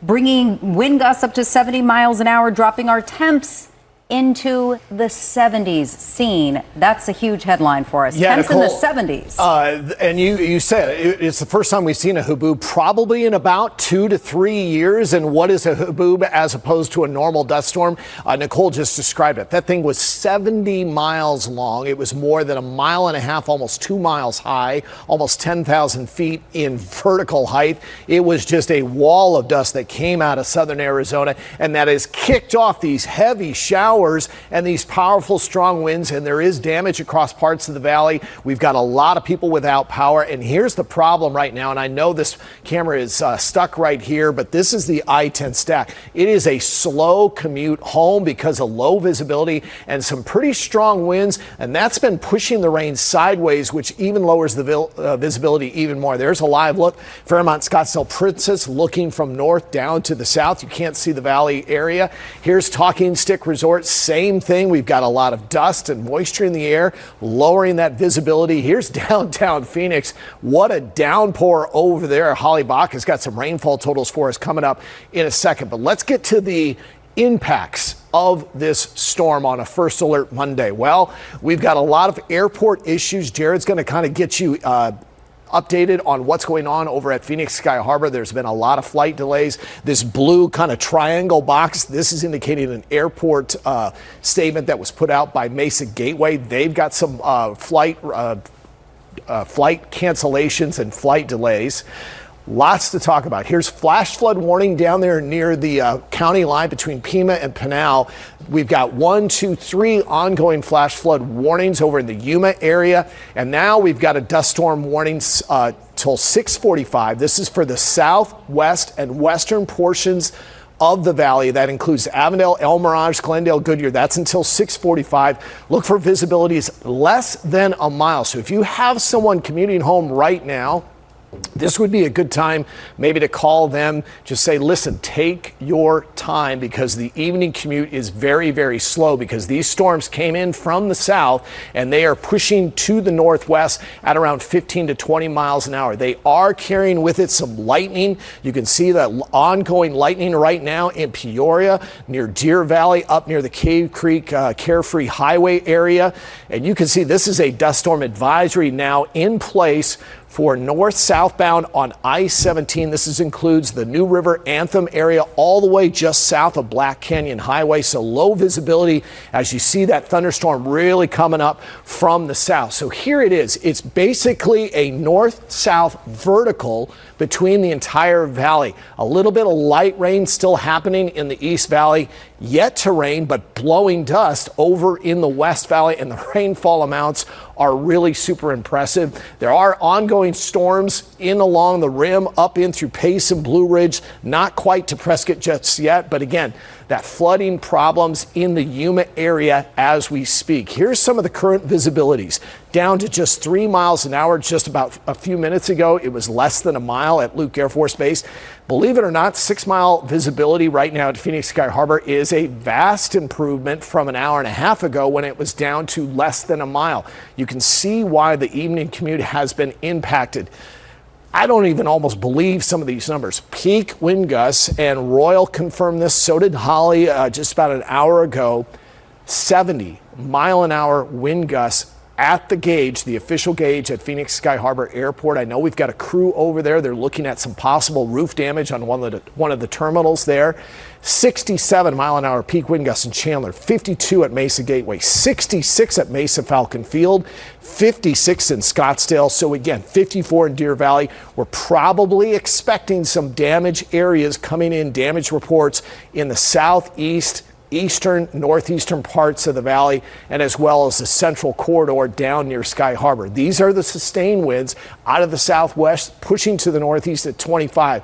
So that means your visibility is still pretty low on your freeways, and you can see, Holly, exactly where it's rained, and you've got these rainfall amounts coming up in the 70s right now, 77 in Scottsdale, but 90 in Glendale. So again, not raining over here in the West Valley. It will be in about the next half hour or so. Rain-cooled air in the Southeast Valley, but still extremely windy and low visibility. We're going to keep up a couple of things for you.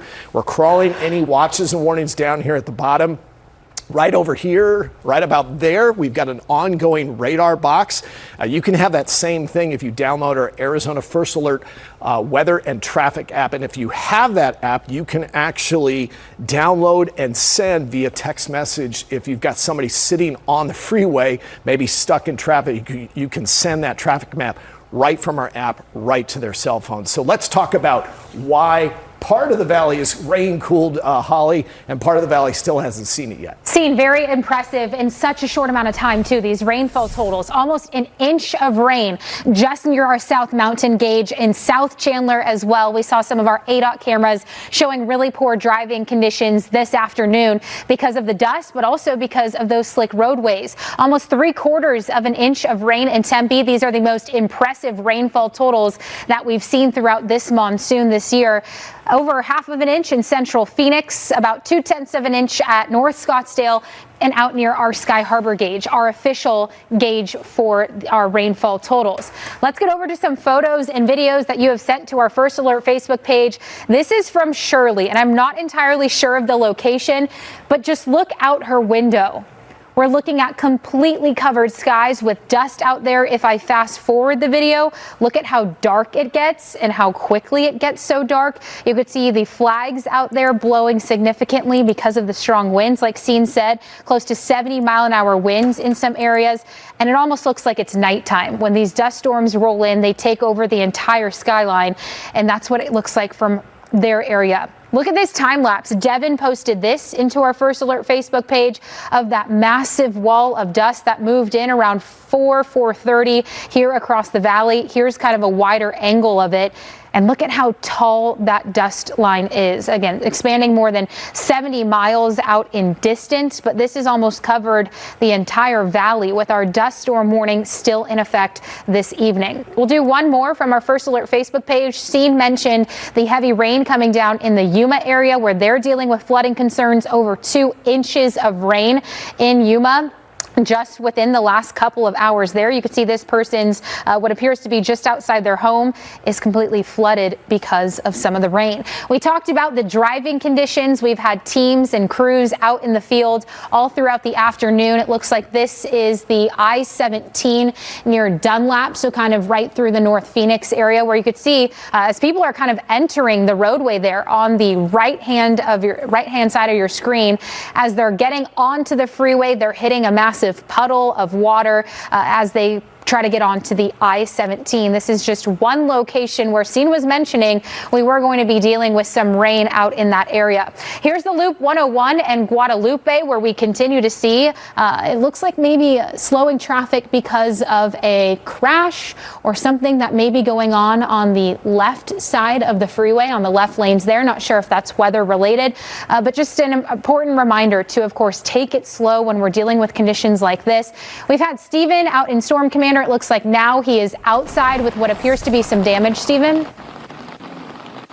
Yeah, that's right, Holly. So let's talk about the damage from this storm, because it's been bringing some very strong winds, which we felt while we were in Storm Commander. But just check this out. We have a down street sign right in the middle of the roadway. Phoenix are on scene. They have put up several cones and reduced this area of Ray Road to one lane. This is near Ray Road and 48th Street. So a lot of heavy wind and wind gusts have been in this area, and we've seen it throughout the just sort of the southeast part of the valley. But one thing y'all mentioned is this rain has also been cooling off the air. 74 degrees was in that. Just take a look at that sign. It'll switch in a second. But just to show you how much cooler it's gotten, 74. But now I keep mentioning the storm damage. We showed you the street sign, but just take a look at the parking lot. This is a story that we've seen throughout the Ahwatukee area. It's just downed tree branches throughout parking lots, and some of them hitting cars like this one right there. But go ahead and turn it back towards the down street sign. Again, Phoenix crews are on scene. Not sure how much longer it's going to take for them to sort of assess the situation and fix this power or this street light, but they do have it blocked off at this moment. And they do have it blocked off for about a block down to one lane. Another thing we are noticing is it's still very gusty here in the Ahwatukee area as well. We're starting to see a lot of lightning, and as you can probably see, the rain still coming down here in Ahwatukee. So if you do have to travel, it is advised to take it slow. If you can wait out the storm, highly suggest doing so. On our way to Ahwatukee on the 101, we did see a crash on the right side of the road heading towards the Ray Road exit, where we saw several cars that we showed you earlier in the hour during the 6 o'clock hour.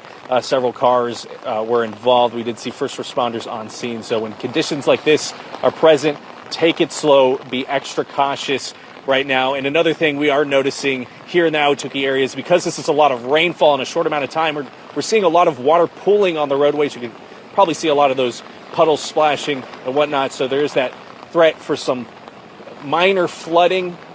Again, just because this is fast rainfall, so it's taking a while for it to drain.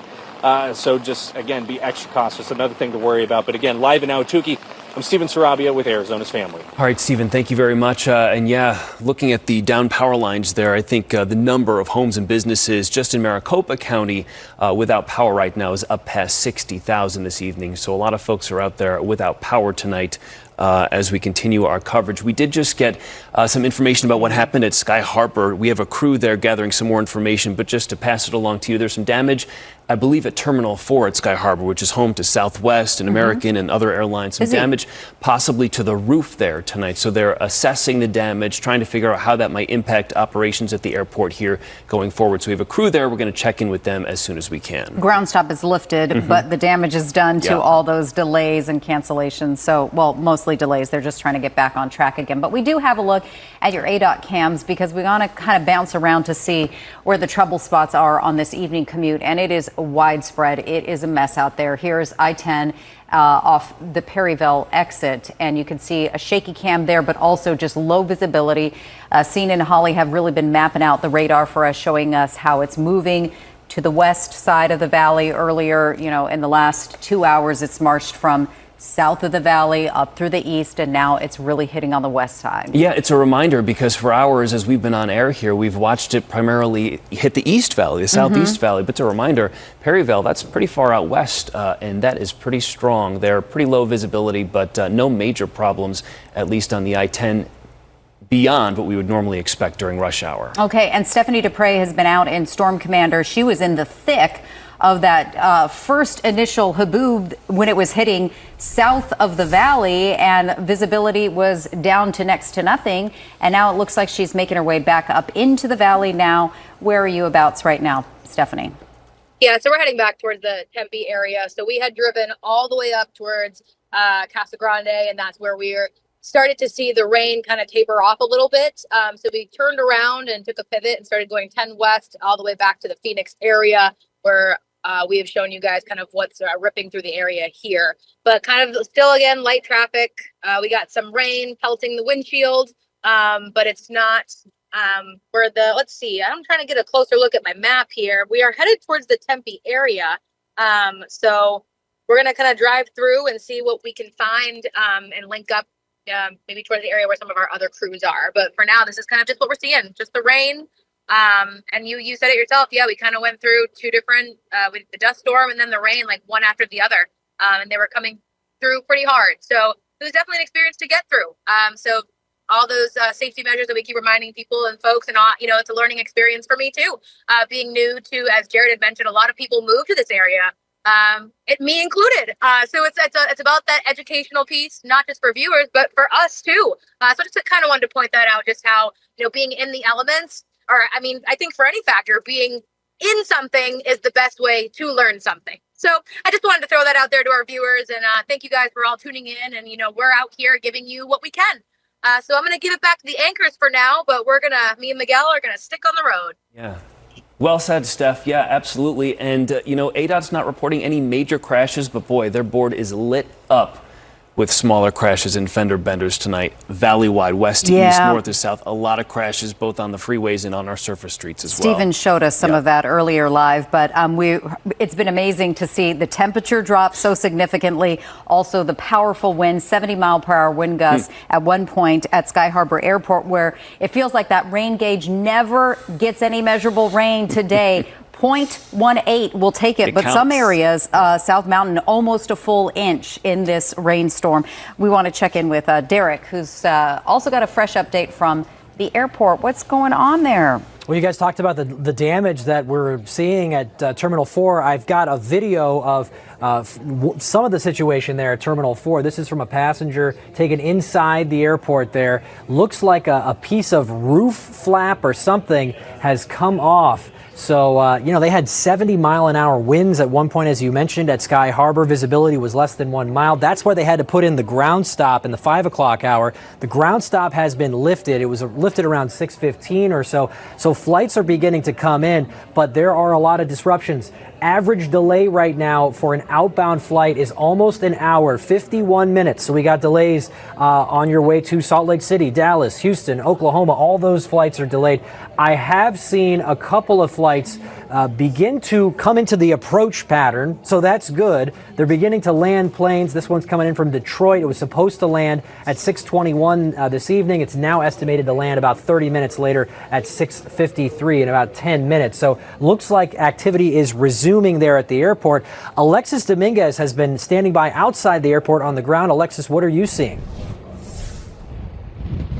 Yeah, well, it's definitely windy right now. We're on the top of the garage here for Terminal 4, so you can see that there are some planes that are now waiting in line perhaps to take off or perhaps waiting for the control tower to give them the go-ahead to move on to their next move. But we have seen a couple planes kind of shuffling around this area. Now, as you mentioned, you know, this airport here has really gotten beat by the wind and the rain here today, so it started really about an hour ago. So the airport is identifying damages and any kind of roof leaks just to make sure that it's clean for the passengers. They say that there has been some water that's been collecting in some of the passenger areas, so we're assuming that those are in the gates. So they are still in the process of assessing the damage here, but the wind, I can tell you, has been pretty strong. We see some gusts really picking up here. And if you look at some of the lights there off into the distance, you can see kind of that rain almost looking like it's coming in sideways because of how strong the wind is out here.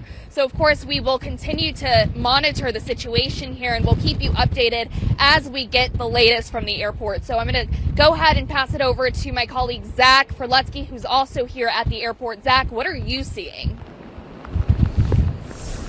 Thanks, Alexis. We are on the other side of the parking garage that you are at and getting a look at some of the terminals and some of the gates that we've been hearing reports of some of this damage. If my photographer Juan can safely go a little closer to the edge here.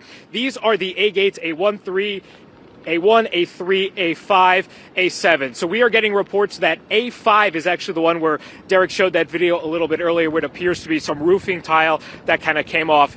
It does not appear that there are any just major holes in the roof right now, but obviously that is something to that Sky Harbor employees are going to have to continue to make sure that they assess whenever the storm is done. And this is not a site that probably a lot of people are used to seeing. There are a few planes scattered across these gates, but no action right now on the tarmac as some of the workers are out here. It seems like maybe doing some preparations. But we want to show you a little bit of what the scene looked like just an hour ago or so when this first big dust storm started rolling in. It was, as we've mentioned, a very intense one as some lightning continues to spray the sky here in the background. Obviously, with planes, visibility is a very big key factor, so that ground stop was in effect for a little while. It has since been lifted, but obviously we're not seeing any movement in terms of planes taking off or landing. We see people kind of meandering through the gates through some of the windows that we can right now. But a very just intense dust storm that has turned now into a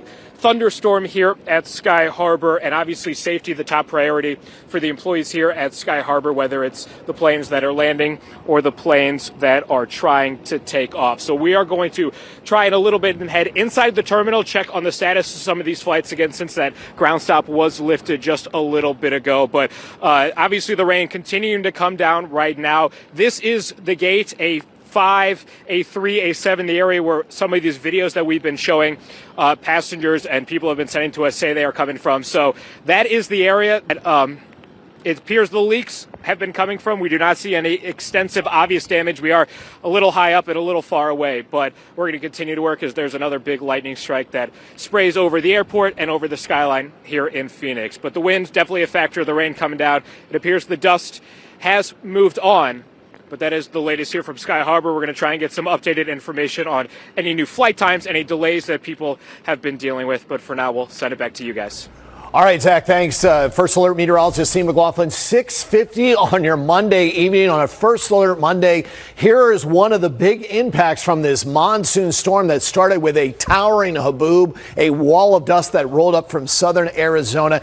Impacts on traffic. You've got I-17, I-10 stack, and it looks like we've got some traffic issues right here on one of the north-south bound lanes. We'll keep an eye on that. Here's Fairmont Scottsdale Princess, where at one point the rain rain was going sideways with some very strong wind gusts. There's been low visibility all across the valley. Here's downtown Phoenix. Yeah, some of the skyscrapers can hardly be seen there in some of the rain and dust-filled skies. And yeah, it's pretty dusty up there on Lake Pleasant. It was a little choppy the last time I checked on this live camera. Okay, so here it is coming up from the south, pushing to the north at around 20, 25 miles an hour. All these different colored boxes represents a weather impact from this storm, including flash flooding right on the Pima-Pinal County line. We've got 1, 2, 3, 4, 5 in the Yuma area. Remember, Yuma, one of the driest cities in the country with 3 inches of rain annually. They've had over 2 inches in the last 2+ hours. So they undoubtedly have some flooding issues down there. They have gotten months and months worth of rainfall in just the last 120 minutes or so. These purple boxes are dust storm advisories. It is really hammering right now. I-17 up in the Anthem, New River, Black Canyon City area. I can only imagine that there's probably going to be some flood issues up there in the New River area, so we're going to keep an eye on that. We've got a dust storm advisory that goes right down the heart of the northwest corner of the valley in the Loop 303, and then we've got ongoing thunderstorms right now in the center, north central Phoenix, all the way up to 17, and then all the way down east-westbound on I-10. And here's the problem. There is another thunderstorm that's coming out of the Casa Grande area that's got a huge deep pocket of red, which indicates some very strong rain.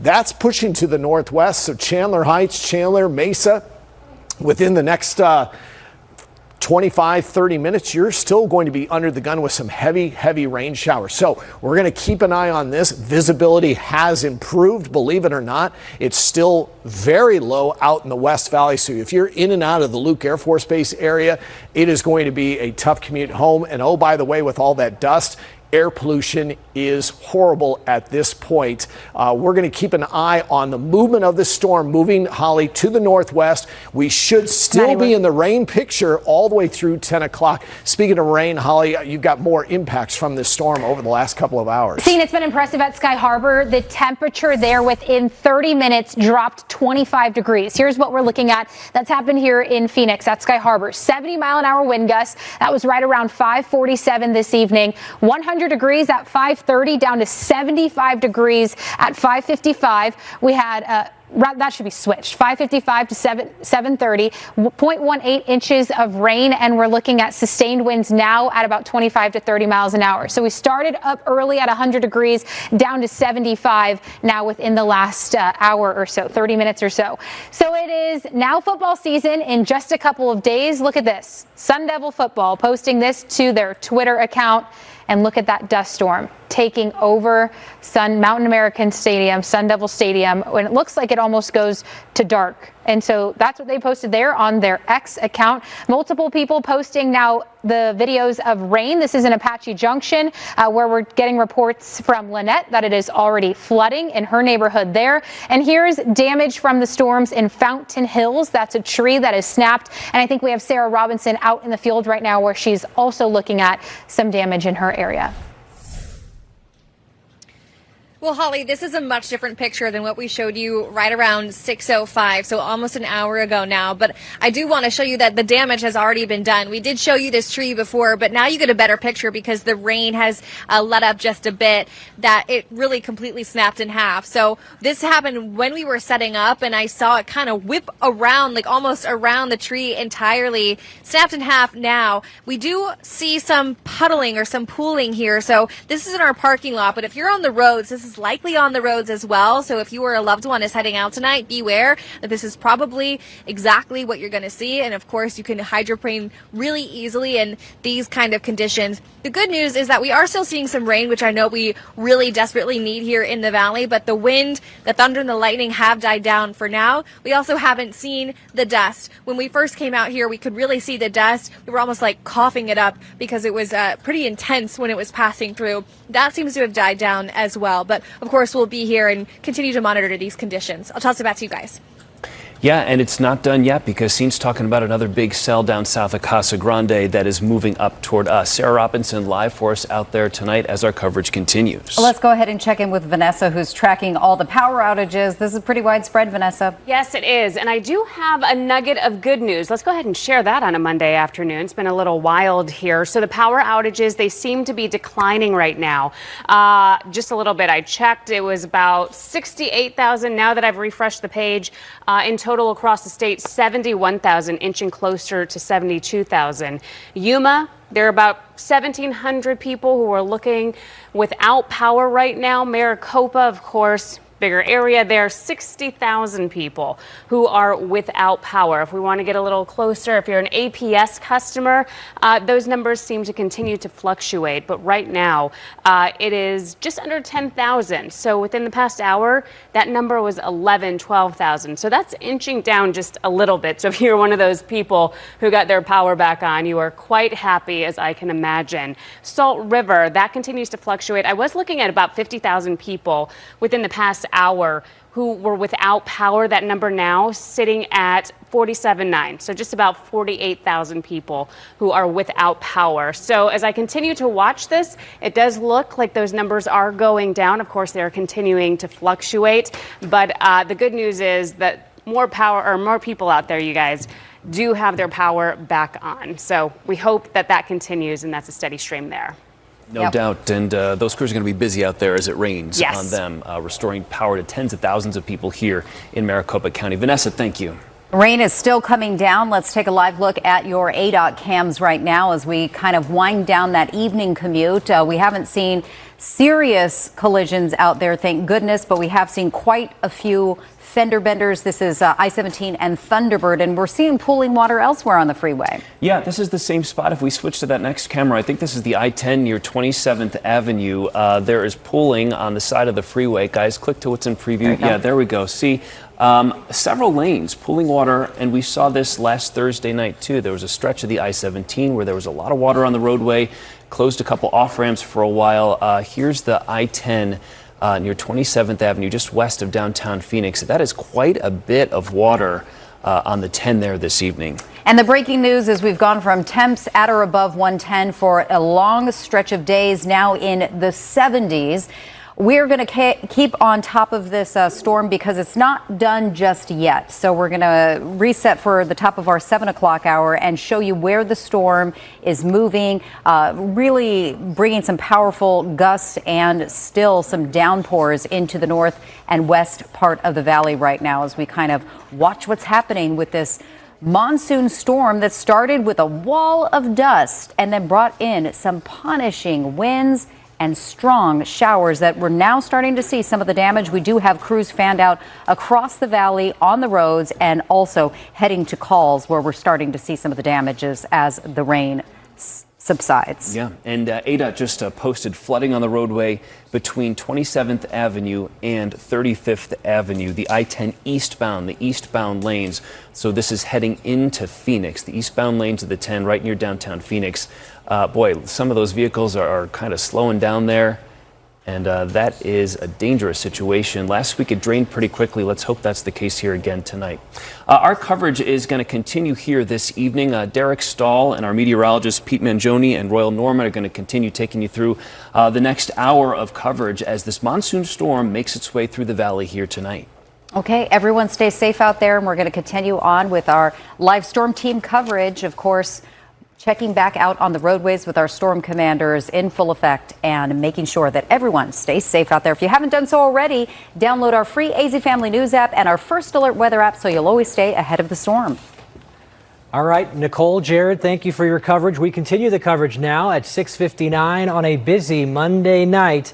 Oh boy, this is the storm of the summer. We've seen ground stops and flight delays at Sky Harbor, wind punishing dust storm, a full-blown haboob. We've got Royal Norman and Pete Mangione. Guys, what are you seeing? What's the latest on the conditions outside right now? Well, as you can see, it's still raining in a lot of places very heavily. We're going to check First Alert Doppler in just a second, and then Pete's going to be sharing some of the video that we've had into the newsroom over the past couple of hours or so.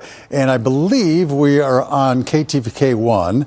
If we're not on KTVK1, if you can flip it over to KTVK1, that would be A-OK. In the meantime, you can see the showers and thunderstorms as they're progressing now to the west of the I-17. And there we go. These are the rainfall numbers that we've had so far. Most of the rain has fallen in the East Valley. Tempe, 63 hundredths. Goodyear, actually at 21 hundredths of an inch of rain. That's incorrect for Goodyear. 4/10 at Maricopa, 16 hundredths at Scottsdale. And yes, Sky Harbor Airport got some rain. Kern Valley winds, it's still pretty gusty out there. Winds out of the west, southwest mostly, even out of the southeast at 15 to 25 miles an hour. But the wind gusts have been pretty incredible, and the temperatures are amazing too. Most valley locations right now in the 70s and in the 80s because of all the rain that we've had around. Even if it didn't rain at your house, you got the benefit of this much cooler air. In fact, at Sky Harbor at 527, it was 101 degrees at 5:52. What's that, 25 minutes later?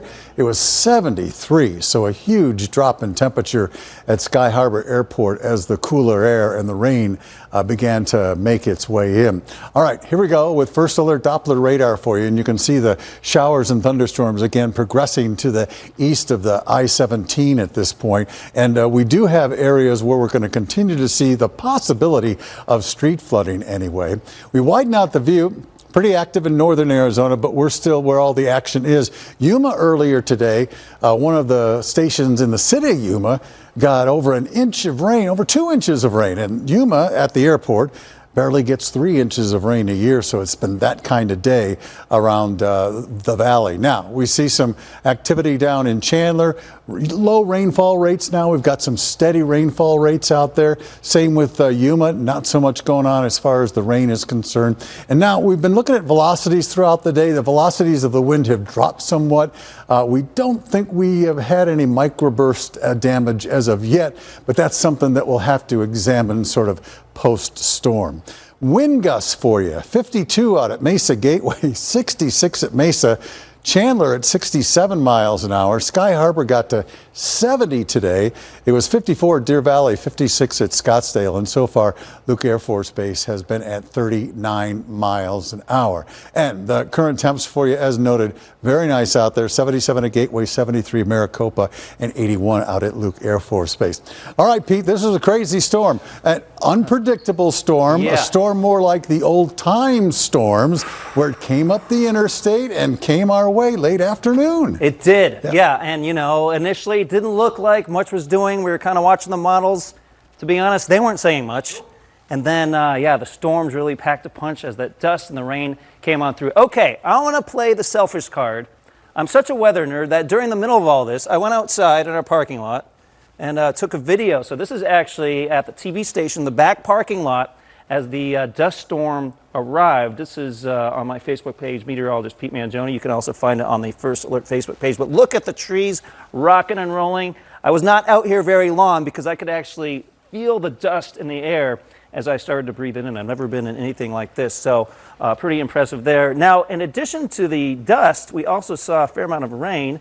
This is from David McCall. He says, getting a good rain in Desert Hills in his backyard. You could see obviously, potentially some of those trees swaying there from the very gusty winds. And as Royal mentioned, we're going to check on some of the wind damage because there's so much going on today. Wouldn't be surprised if we had some of those downbursts and gusty winds creating some of that wind damage. I believe we have some video to go to. We're going to roll some video. We've got Stephen right now. Stephen, we're going to join you live. I can see out of the corner of my eye. He's got an umbrella, so I know where he is. It's probably raining too. I can hear the rain, Stephen.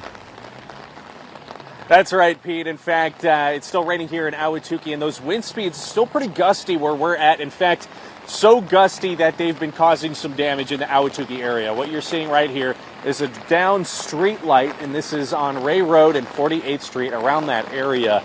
And we have seen a lot of downed trees, a lot of downed branches. This seems to be the most significant damage right now, as it's in the middle of the busy street. Now, Phoenix crews are on scene. They have coned it off, but we haven't seen any crews working on this sign at the moment. They may be waiting for this storm to pass. It's still coming down pretty strong. Another thing we're noticing is that because this is a lot of rain in a short amount of time, water is pooling on the roadways, taking a little while for it to sort of drain. But right now, this down street light has reduced traffic in this area down to one lane. So just, again, be extra cautious if you're driving in this area. This is Ahwatukee, Ray Road, and 48th Street. Another big story in this area is usually it'd still be in the triple digits around this time. We're actually right next to a temperature gauge, 73 degrees according to this building right now, because of that rainfall cooling off the air. But I want to direct your attention towards the parking lot, because just another thing we're noticing being here in the Ahwatukee area is just a lot of downed branches and downed trees. You can see that one branch right there. There was a car earlier that it appeared to have hit. That car has since left. But that's just what we're seeing in the Ahwatukee area. A lot of downed branches, a lot of downed bushes, some trees as well knocked over just a bit. But that street light appears to be the most significant damage at the moment. Doesn't appear to have damaged any cars. And we're not sure how much longer it will be like this out here in Ahwatukee. And as you can see, the storm is still going pretty strong, but you can count on us to keep you updated on any developing situations when it comes to this storm, like if we find more storm damage. But for now, live in Ahwatukee, I'm Steven Sarabia with Arizona's Family. All right, Stephen, we can see the rain falling where you are. Let's take a look at their traffic cams. Our ADOT traffic cams showing rain as well in other areas. This is the I-17 and Thunderbird up in North Phoenix. The I-17 has been a bit of a problem spot. At least not bad there, but farther south near the where it meets the 10, there's a crash. I'm checking. There's a I-17 northbound near McDowell. There's a crash there in the left lane. We're also seeing some flooding in some areas. Let's take a look at the 10. This is the 10 at 27th Avenue, and this has been a dicey situation because there has been a lot of water on the roadway. You can see the cars are really slowing down quite a bit and slowing down abruptly. And it looks like from basically 35th Avenue to 27th Avenue along the I-10, that's where they're seeing flooding. ADOT reported flooding at 35th Avenue just about 20 minutes ago. At 6:42 is the first report there. So fortunately, it looks like they have an emergency crew out there with lights on to let people know to slow down, because at times we've seen people really going fast in that area. We appreciate you watching this special coverage here on Arizona's Family. We know a lot of folks at home are probably tuning in, looking for Wheel, looking for Jep, and we want to let you know, rest assured, those shows will air later tonight. Wheel of Fortune will air at 11 p.m. tonight. Jeopardy will air at 11:30 tonight, so make sure to set your DVRs for that. But we continue our weather coverage now. Zach Perlutsky is live from Sky Harbor Airport, where there have been a lot of delays, Zach. I just checked the FAA's information. They say there's an average of a 90-minute departure delay right now at Sky Harbor. What are you seeing? Yeah, Derek, well, in the last 5 to 10 minutes, we've actually started to see what appear to be the first planes landing, some getting taxied to the runway to take off after that ground stop was initiated about 5:30 because of not only the dust storm, the haboob, but also it is still raining. We've seen a lot of lightning in the area, but we have seen planes starting to land here at Sky Harbor within the last 10 minutes or so. We could see a couple of planes getting put over to the runway. That looks like a regional American Airlines jet. There's a bigger one that's just taxied out of the gate right now. So things appear to start being moving again here at Sky Harbor Airport, but it was a very big delay, and it is still going to cause some delays because of the backlog of planes that had to fly around north of the valley waiting to be able to land, and then obviously a lot of planes had not been able to take off for a while here. And we've also seen some reports and heard from you guys about some of the damage that has happened inside of the airports, inside some of the terminals, specifically Terminals A and Terminals B. We are in the parking garage right now getting a bird's eye view at the roof of some of those. We do not see any obvious big holes in either of the roofs of Terminal A or in Terminal B, but people inside the terminals, have reported that some water has been leaked through. Sky Harbor says that they are working to confirm any reports of damage. They obviously have been dealing with this storm and this event as it's been going on, so they have not had the chance to look and assess the damage fully for themselves at this point. But obviously a very big inconvenience. A lot of people trying to either get back from the valley from a long weekend or trying to head out.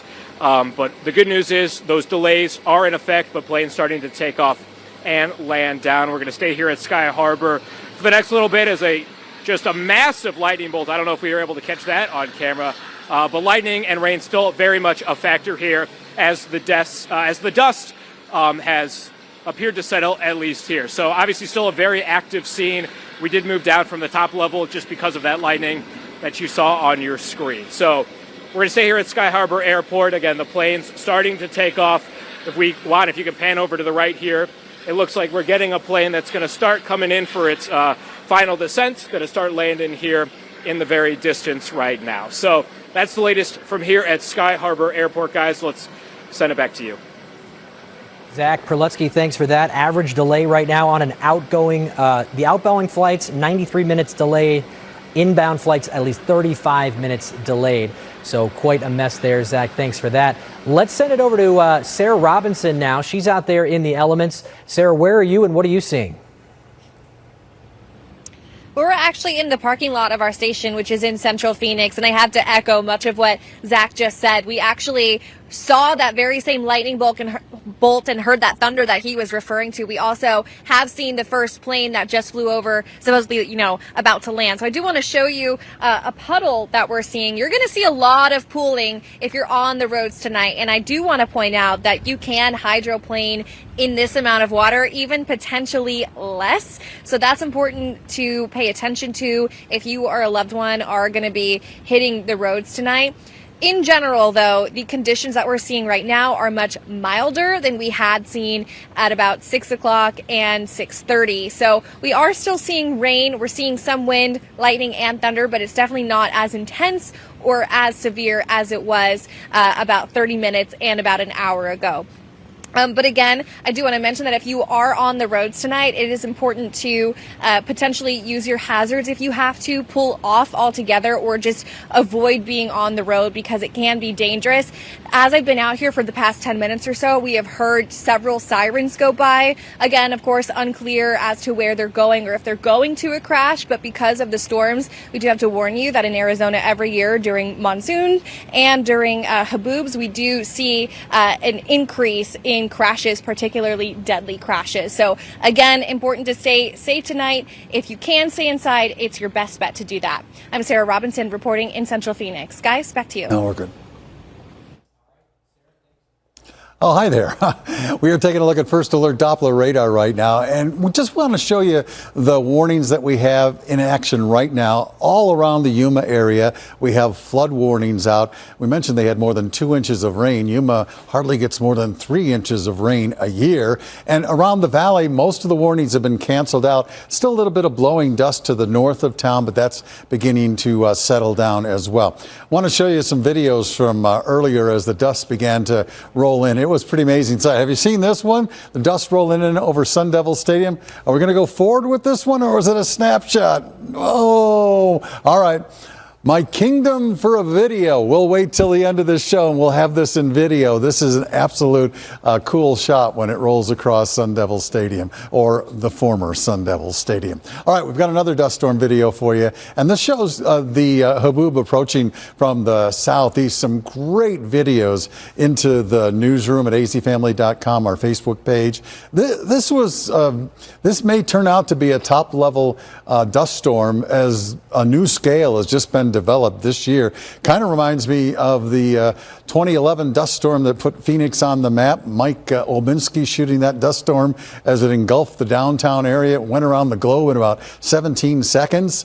And all of a sudden, Phoenix was on the map because we had these crazy things coming in. And that was a pretty amazing day back in 2011. We also still have a flood watch out for southwest Arizona, though we don't think that's going to be much of a factor the rest of tonight. Here we go. First Alert Doppler showing the showers and thunderstorms beginning to wind down. Actually, we've got more or less general rains around Metro Phoenix with some heavier cells moving off to the west right now.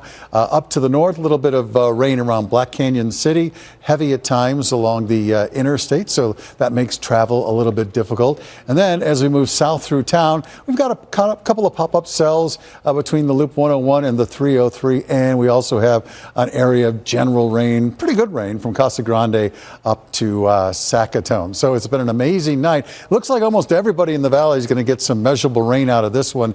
And Pete, it really was kind of unexpected, at least to this degree. Yeah, Royal, I mean, you and I were monitoring the models earlier this afternoon, and it looked like we might get, a few showers and storms, but then it really developed quickly as we went into the afternoon. So I wanted to show you what's happening with our rainfall totals. So if we can take this map full, I want to show you about sort of rainfall gradients. What that means is that's a huge change in rainfall over short amounts of distance. So look at this. I mean, check out South Mountain, okay? 1.14. You could see my cursor over that. And then as we go north, obviously near Sky Harbor, we had amounts around 0.47. So a lot of this rainfall, we had more than a few hours than we've had in months during the beginning of the monsoon. And then you could see as we go further to the north, up towards East Camelback Village, about a half an inch of rain. Further north, 0.7 inches. Many of these amounts as we go even up towards Glendale, 0.8 inches. But of course, we have huge drop-offs. We go a little further to the west, and you can see Glendale Sports and Entertainment District, 0.04. So just huge differences when we monitor this rainfall. And then out into Mesa, of course, you start to see these amounts drop off as well. But that is the nature of monsoon rainfall, where you get almost an inch. You can see this 0.83 here on the middle of your screen, and then a few neighborhoods over, you get 0.2 or maybe even less than that. And we're not done with the rainfall just yet. We're still tracking scattered showers and storms as we head into the rest of the evening, but it looks like the big punch of that dust and those storms is starting to subside. But of course, we'll keep you updated on these rainfall totals. All right, Pete, thank you so much. And we have been monitoring the power outages that have continuously fluctuated throughout the evening. Just within the past 30 minutes, it's fluctuated once again. So at the 7 o'clock hour, we were looking at a total of power outages across the state at almost 56,000. It dropped just a little bit. So if you are part of that droppage, I'm sure you are elated right now getting your power back. But as it stands, we're at 54,000 people in the state of Arizona who are without power. Maricopa, we are looking at 50,000, nearly 51,000 people who are without power as it stands at this hour right now. Taking a look at Yuma, you're looking at 1,000. So if we want to go a little bit deeper, if you are an APS customer, at 7 o'clock, for APS customers, just shy of 8,000 people who are without power as it stands. Now we're inching closer to nearly 9,000. So just within 30 minutes, you're seeing that fluctuation of power outages. If you are a SRP customer, and you are without power right now, you are among the 45,000, nearly 46,000 people who are without power. At 7 o'clock, when I checked this, SRP customers, you were just about 48,000 people. So that's dropped off just a little bit. So as we continue to monitor this, we are seeing, just as the weather is changing and the temps are changing, so too is the amount of people who have power. Maybe they have it now, they didn't have it before, or vice versa. So it is continuing to change, Derek, as the weather is, and we're continuing to monitor it throughout the evening. So I'm sure those numbers will change again. Yeah.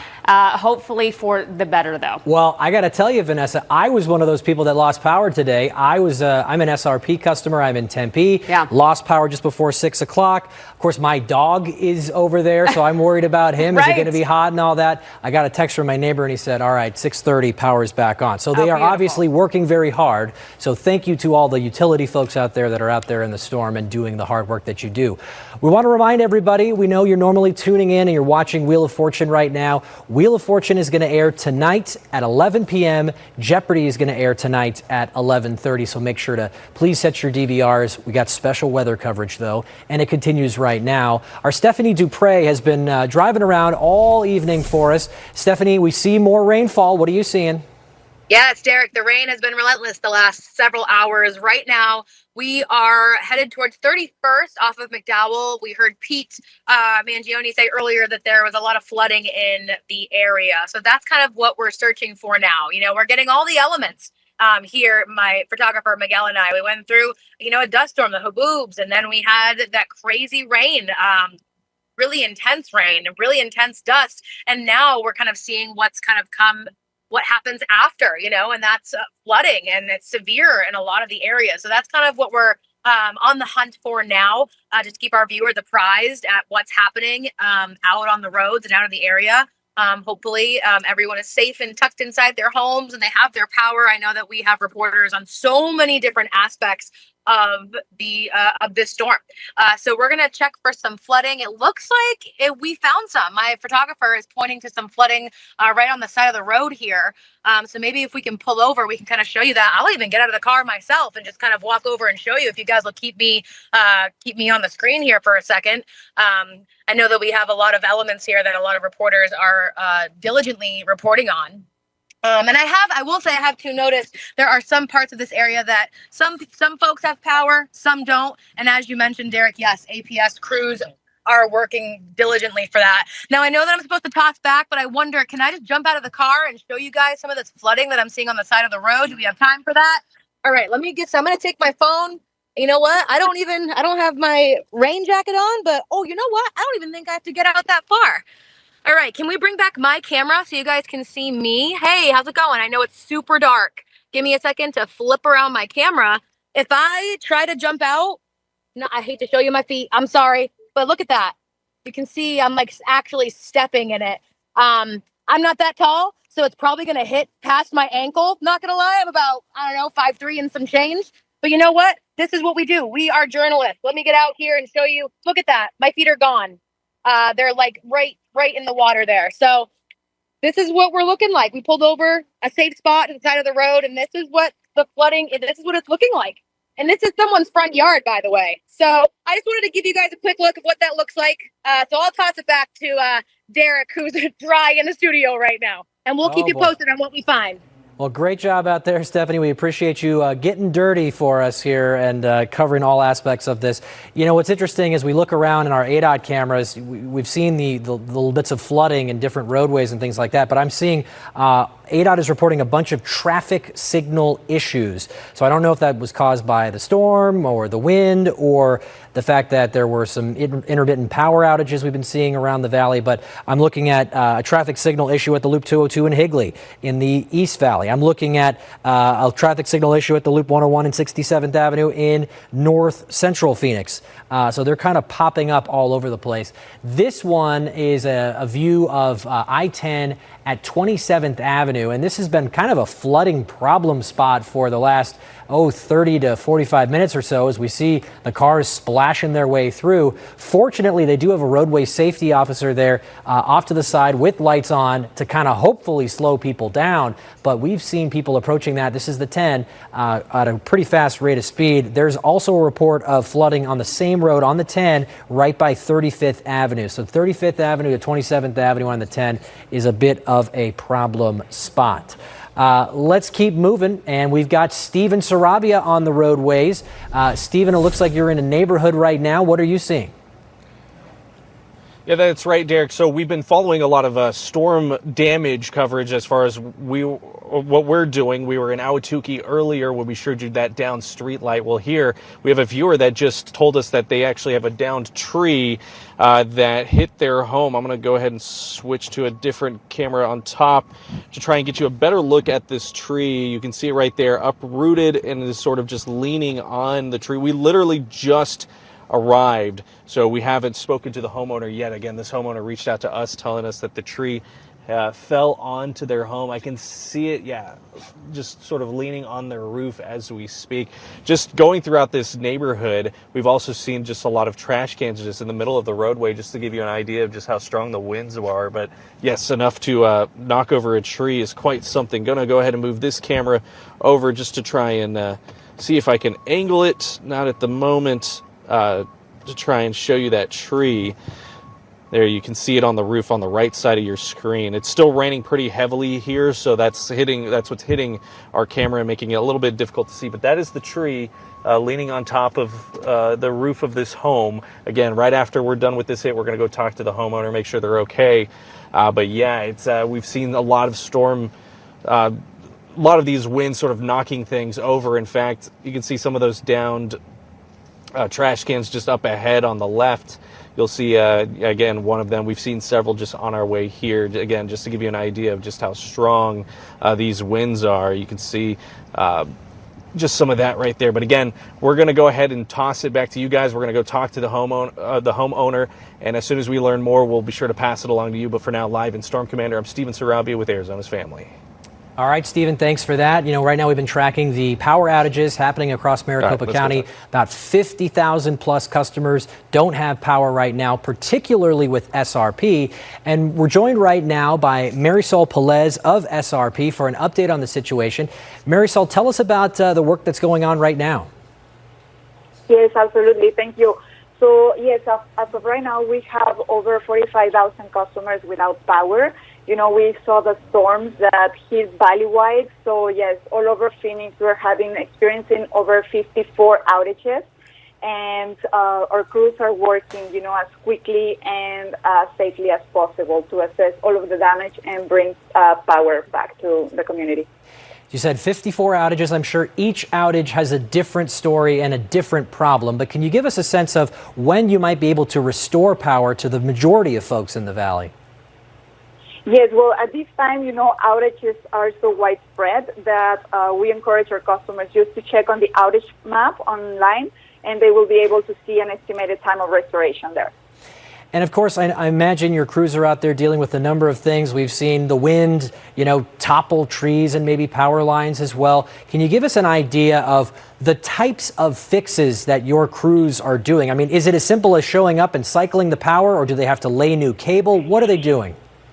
Yes, so far we haven't received a lot of reports on down power lines. So that's some of the things that they're seeing, but it will vary, you know, depending on the area. So our crews are out there and then just trying to fix all of the damage. I've seen some reports on ADOT's website of traffic signal issues. I see one at the Loop 202 at Higley and the Loop 101 at 67th Avenue. Could that be related to what you're dealing with? You know, I'm not sure on that one, but yeah, that one I'm not sure on. But yes, this is, you know, our crews are, like I said, you know, just restoring the power right now. So it's, you know, power lines, anything that has to do with the lines, with the poles. So those are the type of things that our crews are working on right now. For a storm like this, were you able to pre-position crews or have crews at the ready? I'm sure there's a level of readiness that you're always having, but this storm really packed a punch. Royal Norman's been here in the valley for a very long time. He compared it to a storm that happened 14 years ago. I mean, this is an unusual one in its force. Were you guys ready? Oh, yes, absolutely. SRP is always working on having all of our crews ready for this type, and they are preparing throughout the year to have this type of when this type of storms hit the valley.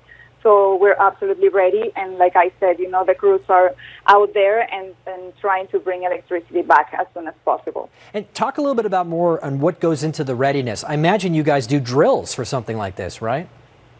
Correct. Yes, the SRP is doing drills, you know, throughout the year, and they work, you know, very hard in order to bring electricity back whenever we have these type of storms. Yeah, well, we appreciate the work you're doing. My house was among the houses that lost power. It lost power today at 5:54 p.m. You had an estimated restoration time in the 9 o'clock hour, but you guys restored it around 6:30. So we know you're working hard. We thank you. Marisol Pelez with SRP. Thank you very much. Yeah, thank you. All right, great. Thanks a lot. Let's send it over to Royal Norman. Bravo, huh? That was great. Okay, a little bit of a tease here, but it's not much of a tease. Pete's going to have the best video from today in about 2 or 3 minutes after you endure a little first alert radar run with Royal, all right? Things are beginning to die down just a little bit. We've got general showers around Metro Phoenix, some stronger showers up to the north of us. No warnings around Metro Phoenix at this point. And the good news about all this general rain is it takes the dust right out of the atmosphere. We won't have to worry about it tomorrow. We had a pretty decent thunderstorm up around Black Canyon City, and it now looks like we've got a bit of hail around Crown King. Prescott, you could get in on the rain in the next hour or so. As we move to the east, Payson, some showers to the north. Looks like a little bit of rain in the vicinity of Pine and Strawberry, and a little bit more rain over in the White Mountains. Some hail being reported on a storm south of the McNary area. So we come back to the valley, and again, pretty generalized rain beginning to end from the east to the west across town. And it was a pretty decent rainfall so far. And again, the computer hasn't corrected Goodyear at 1.21. That's a false reading for Goodyear, so ignore that. But 100th of an inch at Glendale, 6,300s at Tempe, 52 at Mesa, 3,500s at Gilbert, 4,400s at Chandler and at Queen Creek, and 3,200s at Apache Junction. So yeah, we got rain at Sky Harbor Airport. 2,200s of an inch of rain. That's the 1, 2, 3, 4th day, I believe, of rain for monsoon 2025 at the airport. We're now about an inch behind on that. And check this out. Our temperature drop at Sky Harbor Airport. This is pretty amazing. 101 at 5:27, 73 degrees, 25 minutes later. I got nothing better than that, but I know Pete does have something better than that. Some of the coolest video we've seen in a while. Royal, are you ready for some football? Okay. Well, this is a time lapse from Mountain America Stadium, and as Royal just mentioned, probably one of the most impressive videos I've seen today of the dust rolling through. So let's advance this. You can see the dust on its way. Let's click this one more time here. All right. I mean, just look how quickly everything goes dark. I'm going to actually play this for you one more time because just very impressive. In fact, I can control the speed here. And this also illustrates why it's so dangerous to drive during an approaching dust storm, because you could go from this, when visibility is okay, to this in a matter of seconds. But just a very, very impressive scene there. I think Royal was telling me a few years ago they actually had this happen during a game, right? 2 years ago. Yep.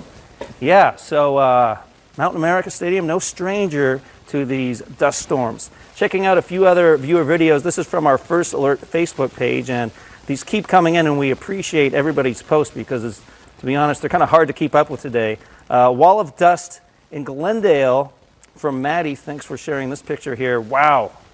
And many, many scenes like that today where you just see that big wall approaching. The gusty winds obviously associated with this as this passes on through. Let's check out a few more here. Actually, we have another one of rain. This is from Mary Helen. And yeah, the rain really coming down here. Monsoon showers.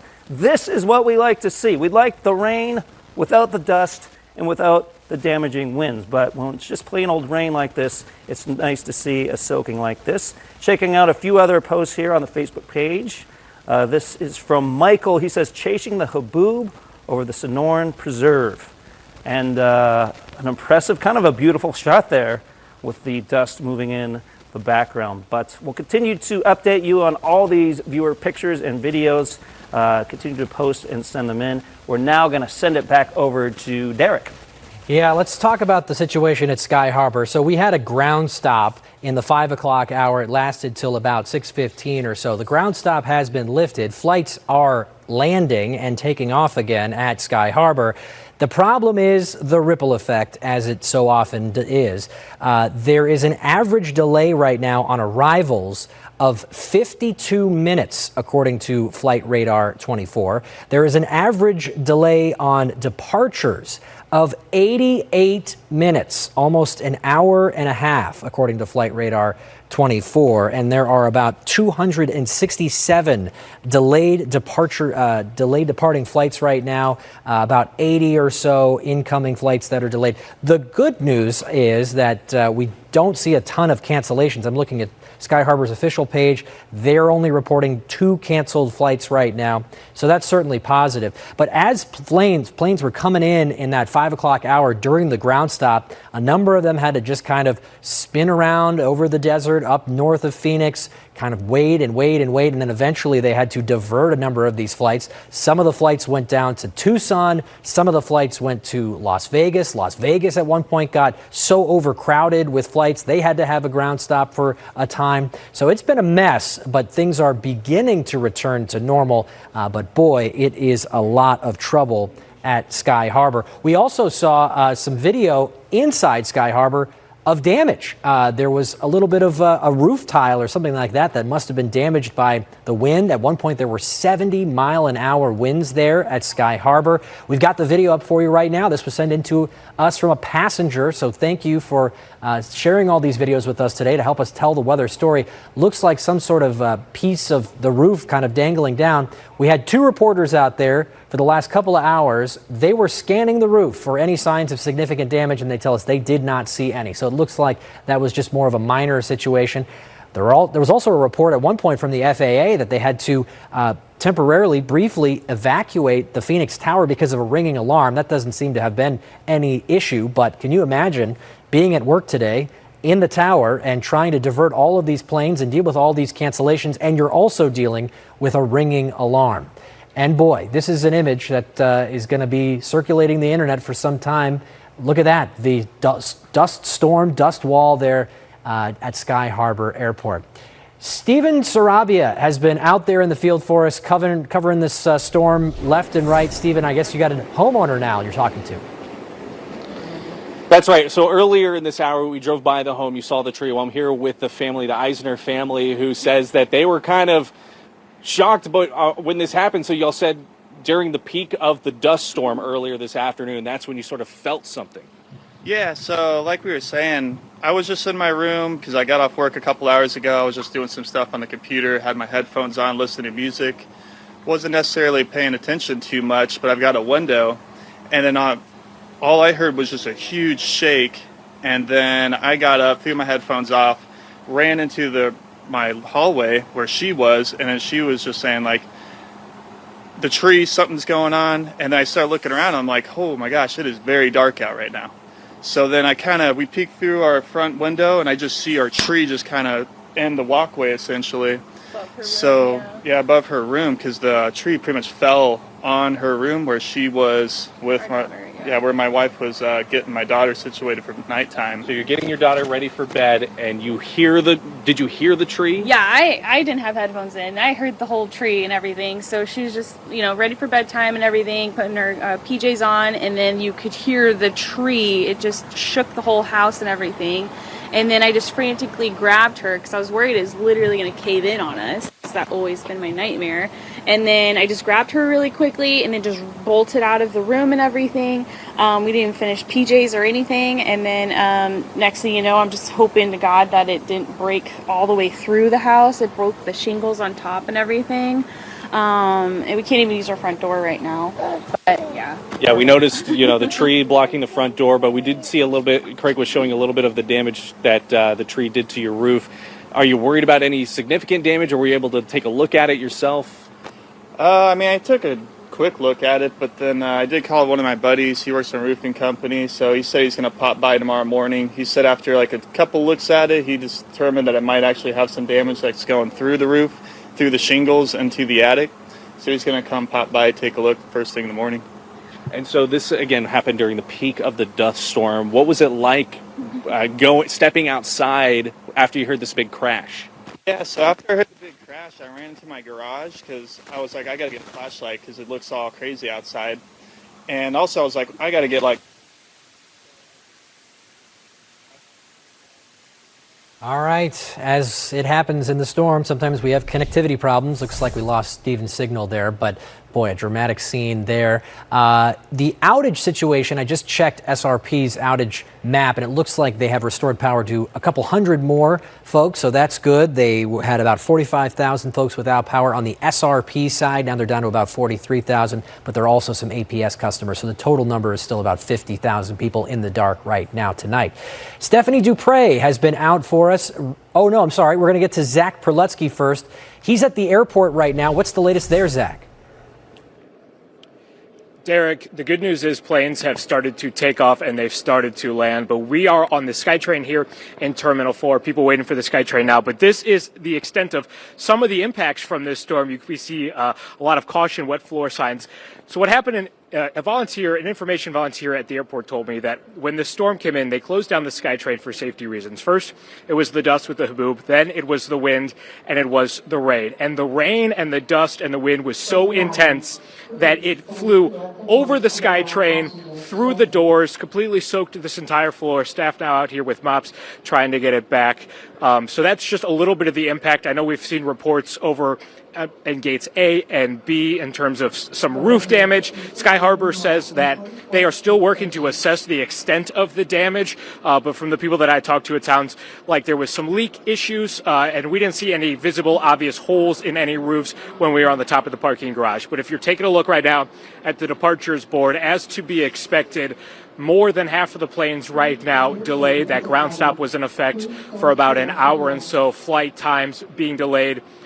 There's one that looks like Seattle was supposed to leave at 5:15, now leaving at 9:09, so about 4-hour delay. San Jose 6:20, now to 9:23, a 3-hour delay. Some of them, like Philadelphia, that was supposed to leave at 9:45, still being impacted, still delayed. That delay will now put that flight to leave about 10:15. So obviously a lot of impact, but the good news here at Sky Harbor is that operations are starting to return. The SkyTrain just picked up some passengers heading from terminal to terminal, but obviously a lot of water damage, some dust. You can still see it against the doors. Again, that wind, that haboob, that thunderstorm, just so intense, and this is really a visual representation of all of that. So we're working to learn more about the extent of the damage in obviously all these gates, the terminals. It appears that here at Terminal 4 was impacted possibly the most, but again, the good news, operations back open here at Sky Harbor. We've seen planes land. We've seen them take off the SkyTrain back here. So hopefully the worst of it, at least in this area, is over. But, you know, some of the people that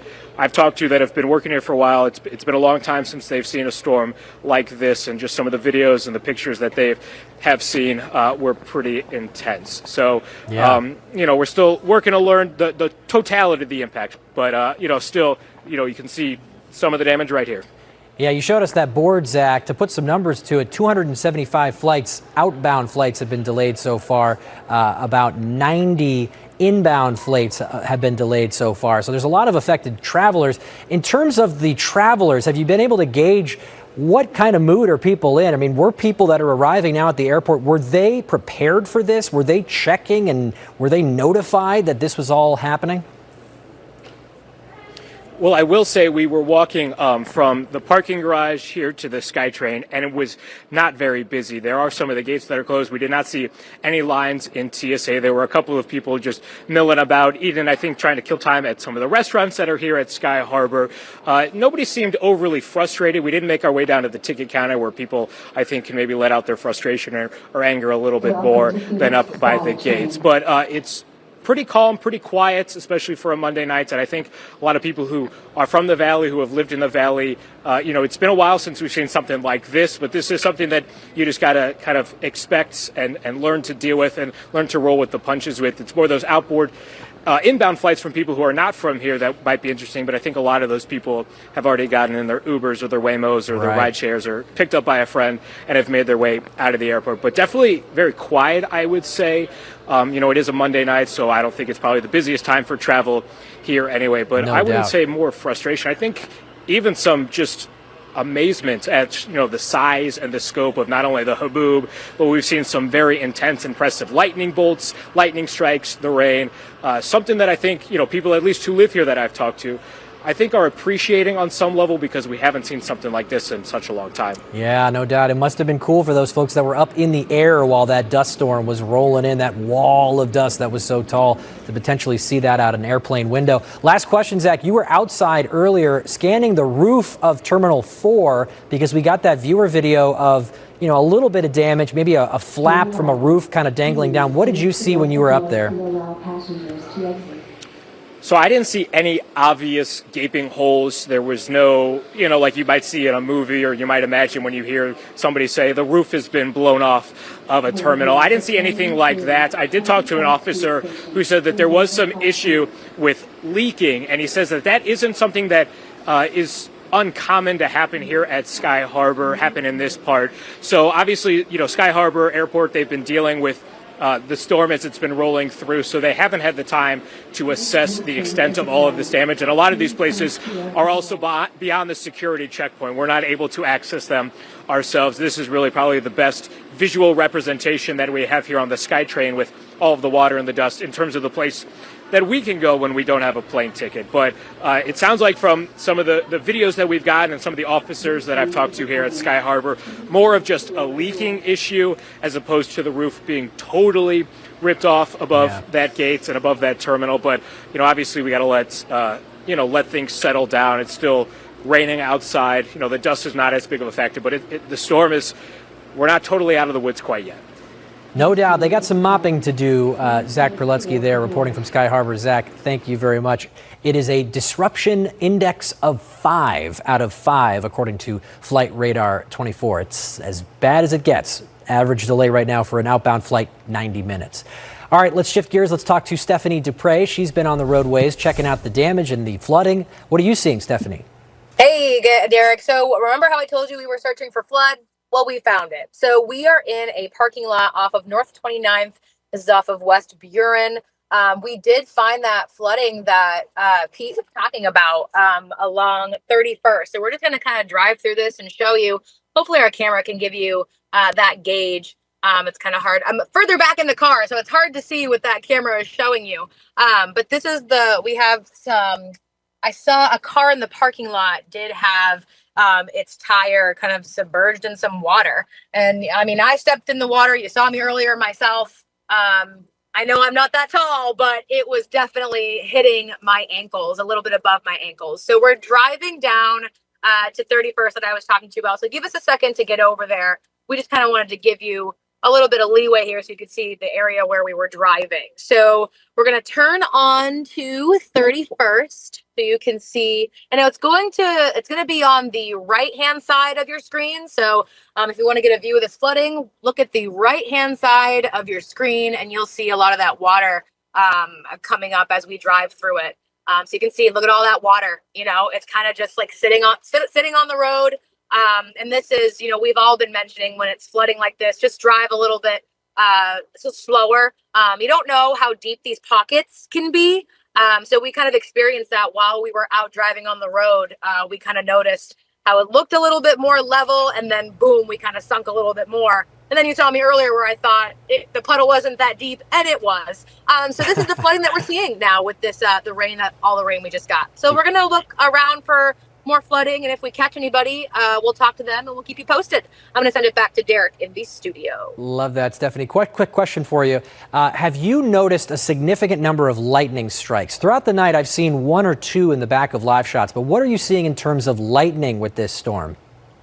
You know what, Derek, that's such a great question because it's something that, when you're on the road or you're in the moment, it like catches your eye.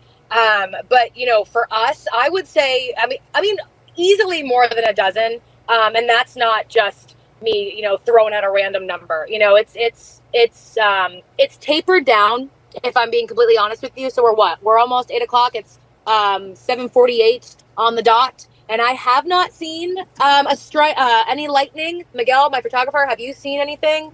No? All right. So we're keeping an eye on it, but we're seeing way less now than we did earlier in the day. And you know what was interesting too? We saw lightning through some of that dust storm too. I actually asked my photographer, I said, am I crazy? Did you see that? And he was like, yeah, I saw it.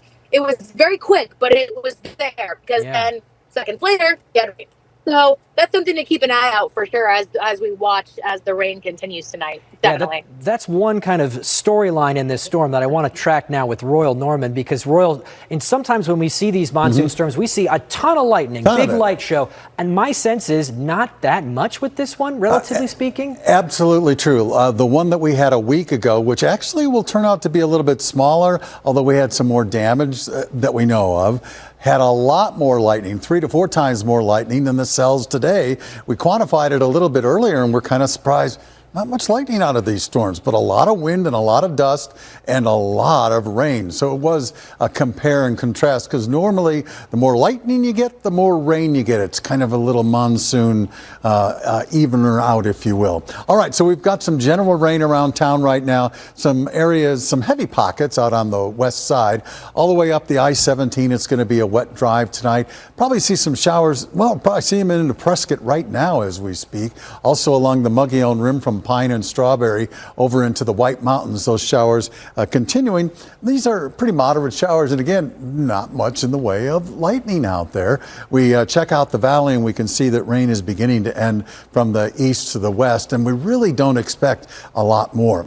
Wind gusts were incredible, though. 70 miles an hour at Sky Harbor, 67 at Chandler, 52 mile an hour at Mesa Gateway, and Falcon Field in Mesa had a 66 mile an hour wind gust. Those are amazing winds associated with that dust storm. This is my favorite graphic. Well, the next one's my favorite graphic, okay? So I'll give it up after that. These are the current temperatures right now. We've got 77 at Fountain Hills, 81 at Glendale, 73 at Peoria, 78 at Gilbert, 77 at Queen Creek. All right, the 24-hour difference on the temperatures. Check it out. Unbelievable. Is that amazing? Most locations are 20 to 25 degrees cooler than just 24 hours ago. Boy, oh boy, that rain sure did us good. And it's not quite out of the forecast yet, so we'll continue to watch that. I'll tell you what we should do. We'll give you a brief 7-day forecast. We do have a first alert that we may cancel for tomorrow, considering all the rain we had today, 99 for a high. Then we're going to dry out, and as we head toward the weekend, temperatures will return to average for this time of year. But let's say hello to temps in the 70s and 80s. All right, Royal, I'm not sure if you heard me. I was applauding that temperature change graphic. I mean, I've lived in many parts of the country. Not that unusual to see a temperature drop in other parts of the country, but here, that is really, really tough to do. And of course, it was a positive temperature drop because it got cooler. All right, Royal was just mentioning that gust over 70 miles an hour at Sky Harbor. You probably also heard during our coverage that the visibility dropped to 0. Well, this Facebook picture from our First Look Facebook page from Joe, he shows that wall of dust as it approached Sky Harbor, and you can see why the visibility dropped to 0. A few more pictures posted from this. You can see the tail of the airplane there with the dust moving in on the distance. And yeah, look at this. I mean, that's pretty much 0. No flying when you have that kind of weather. And weather is interesting when it comes to taking off and landing. Planes can often take off in light to moderate rain, snow, even relatively gusty winds depending on the direction. But visibility is huge. You obviously cannot fly airplanes when the visibility goes to 0.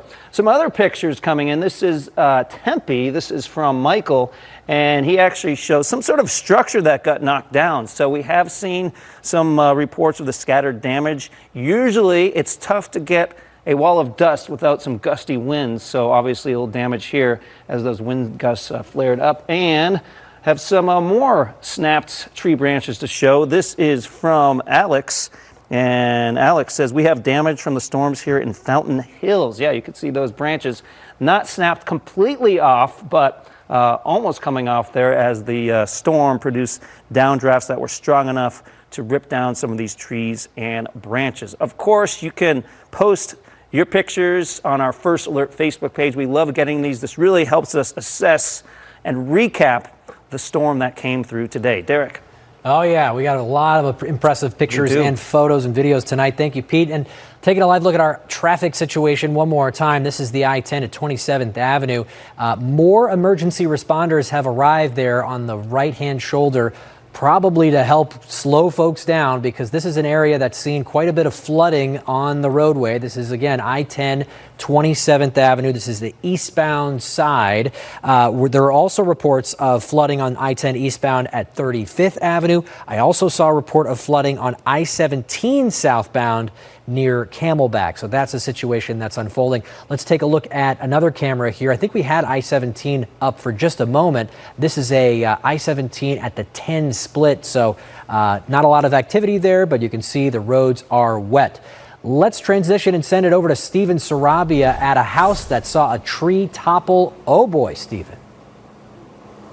Yeah, that's right, Derek. As Pete mentioned, we saw some very strong winds. So here's the tree right here. We're in a neighborhood in Chandler, and you can really see where it was uprooted and where that root then snapped because of those wind speeds. Now, living here in the valley, we know that a lot of the vegetation has shallow roots because we don't get a whole lot of rain, but that also makes it susceptible for wind damage. And yeah, you can just see that uprooted tree right here just completely snapped. And let's take a look at where it ended up. So again, this is a neighborhood in Chandler, and this landed right on their roof.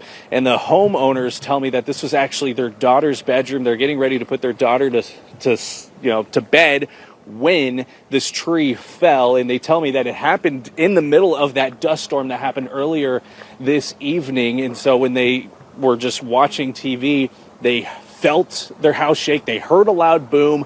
They ran outside, and the entire area was just covered in dust as they were trying to figure out what happened to their home. And then they looked at their front side of their home and saw the tree resting on their roof. As you can see, there's a little bit of damage. Not sure how severe it is. The homeowner says they're going to have a roofer check it out in the morning, but they can't even use their front door right now because of the way the tree has landed. Again, not sure if it can continue to fall or if it's in a good spot right here. They don't want to test it, so they've been using their garage to sort of get in and out of their home. But just to give you an idea of just how strong these wind gusts have been with this storm, earlier this evening we were in Ahwatukee where a street light fell onto the roadway because of those strong winds, and we noticed a lot of debris is also on the roadways and in parking lots as well. So something a lot of people are going to be assessing the damage or potential damage tomorrow morning if they haven't already done so. Now, the rain situation has lightened up here in Chandler, and so has the winds as well. They were still pretty gusty until about a few moments ago, but the rain has gone down and so have the winds. As far as lightning, also, we haven't really noticed a lot of lightning in the Chandler area, just about one strike within the past couple minutes. But yeah, this seems to be the big damage right here, this tree on top of the home. We are working to cut that interview with you so you can hear from the family tonight at 8. But for now, live in Chandler, I'm Steven Sarabia with Arizona's Family. All right. Boy, that was a big tree that came down there, Stephen, and I'm sure it's not the only one across the valley. Thank you so much for that. Want to bring in Royal because you said earlier this was one of the big ones we've seen in several years here in the valley. What went into this storm and why did it get so big today? Well, it was a crazy setup. First of all, we talked about the 2011 haboob that put Phoenix on the map with that picture and that video that went viral. But today was more or less take you back to 1980s and the 1990s. That's how the storms used to form. Old school monsoon. We had huge storms around the border, huge storms around Tucson. They began to migrate to the north. And typically speaking, when you get storms that far away, you're kind of like, we're not too concerned about them. All of a sudden we're concerned about these because they kept coming and they kept holding their strength, and they held together at least to about the I-8 down near Casa Grande before they began to shed this dust. And so it was kind of a classic old school dust storm setup. Fascinating. You know, you said earlier that we did not see a lot of lightning, relatively speaking, with this storm, and that is often an indicator that we don't see a ton of rain. And that got me thinking maybe not as much rain means there's a lot of dust to be able to fly around. Yeah, and that's certainly a possibility, but it is true on the whole scheme of things. If you take monsoon lightning and you take monsoon rain, they almost have a one-to-one relationship in terms of each season. So when you're getting a lot of lightning, you're usually getting a lot of rain. But tonight it wasn't the case at all. We got not much lightning and a ton of rain. So it was a crazy night. You also showed the wind map at one point, and if my memory serves correctly, Phoenix Sky Harbor had one of the highest ratings, and it seems like that's unusual. Am I off on that? Or? Well, I tell you what, they've got a really good wind gauge at Sky Harbor Airport. It's a super duper one that I couldn't even begin to understand myself, but it will catch. It's one of the best gauges at catching gusts. So it's not atypical for Sky Harbor to get the highest gusts because they have such a sensitive instrument. Such a sensitive instrument. Interesting. Okay. Well, it has been a long day in the weather department. We want to show the driving shot now from Stephanie Dupre. This is from earlier, right, guys? And look at her pulling over, like you're supposed to do. Yep. You know, we talk about this all the time, and here it was in play. Anytime there's a dust storm with low visibility like that, you just don't want to be on the road because you see all these cars out there with the flashers on.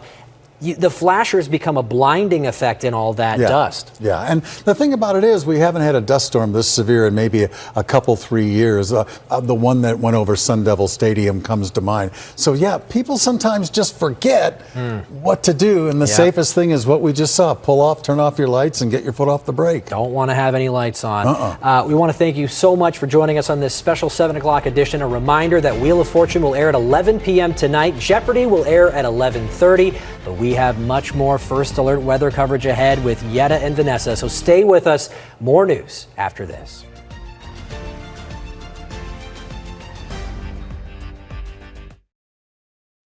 Hi, CBS. Be extra kind to someone today. It's contagious.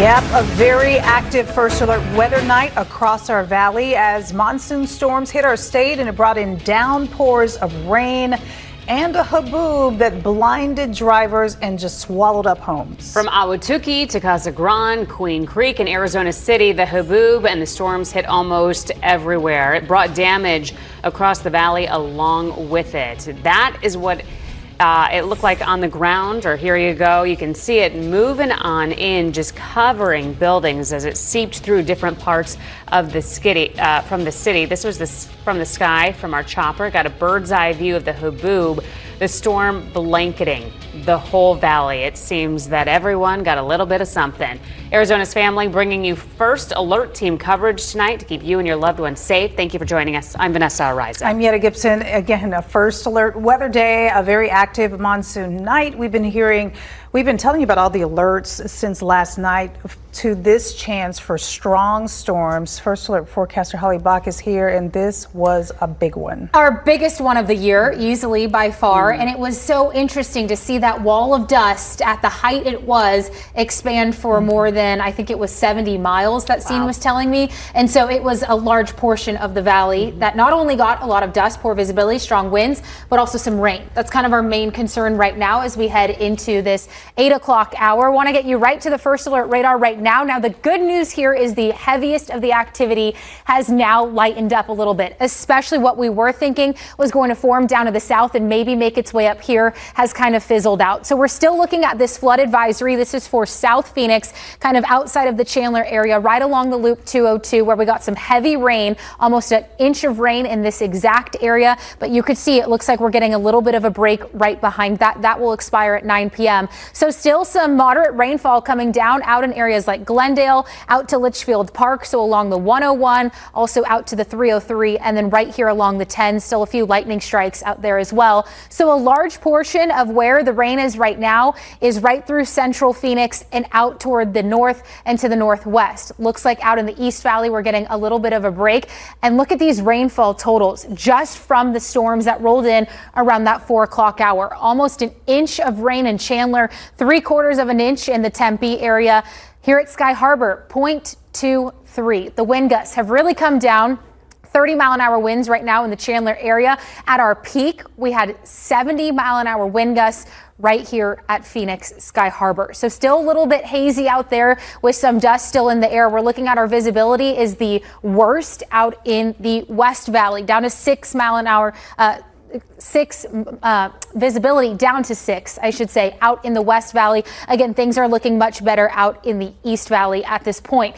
Temperature-wise, this is crazy. We're in the 70s in many valley locations, almost every single gauge right now in the mid-70s. When we look at the comparison from 24 hours ago, 23 degrees cooler in Tempe, Phoenix, 26 degrees cooler in the Glendale area. So what does the rest of tonight look like, the next few days as well? We have meteorologist Sean McLaughlin in here tonight to explain. Sean. Listen, Holly, I think everyone would want to stay on that map with the 24-hour temperature change. 20-plus degree temperature drop over the last several hours. So like Holly just mentioned, Chandler under that 35-mile-an-hour wind gust. So we're looking at a cell down in the Saskatoon area that might be blowing out at this point. But right now, the Southeast Valley looks a little bit clearer than the Northwest Valley. Everything is pushing to the northwest at a pretty good clip at around 20 to 25 miles an hour. You see on the right side of your screen that real light green, and then on the left side of your screen, the darker green and the patches of yellow and orange. That's the area of severe weather right now. It's kind of right along the Loop 303 west of the White Tanks, heading west towards Tonopah, the Harquahala Valley, areas such as that.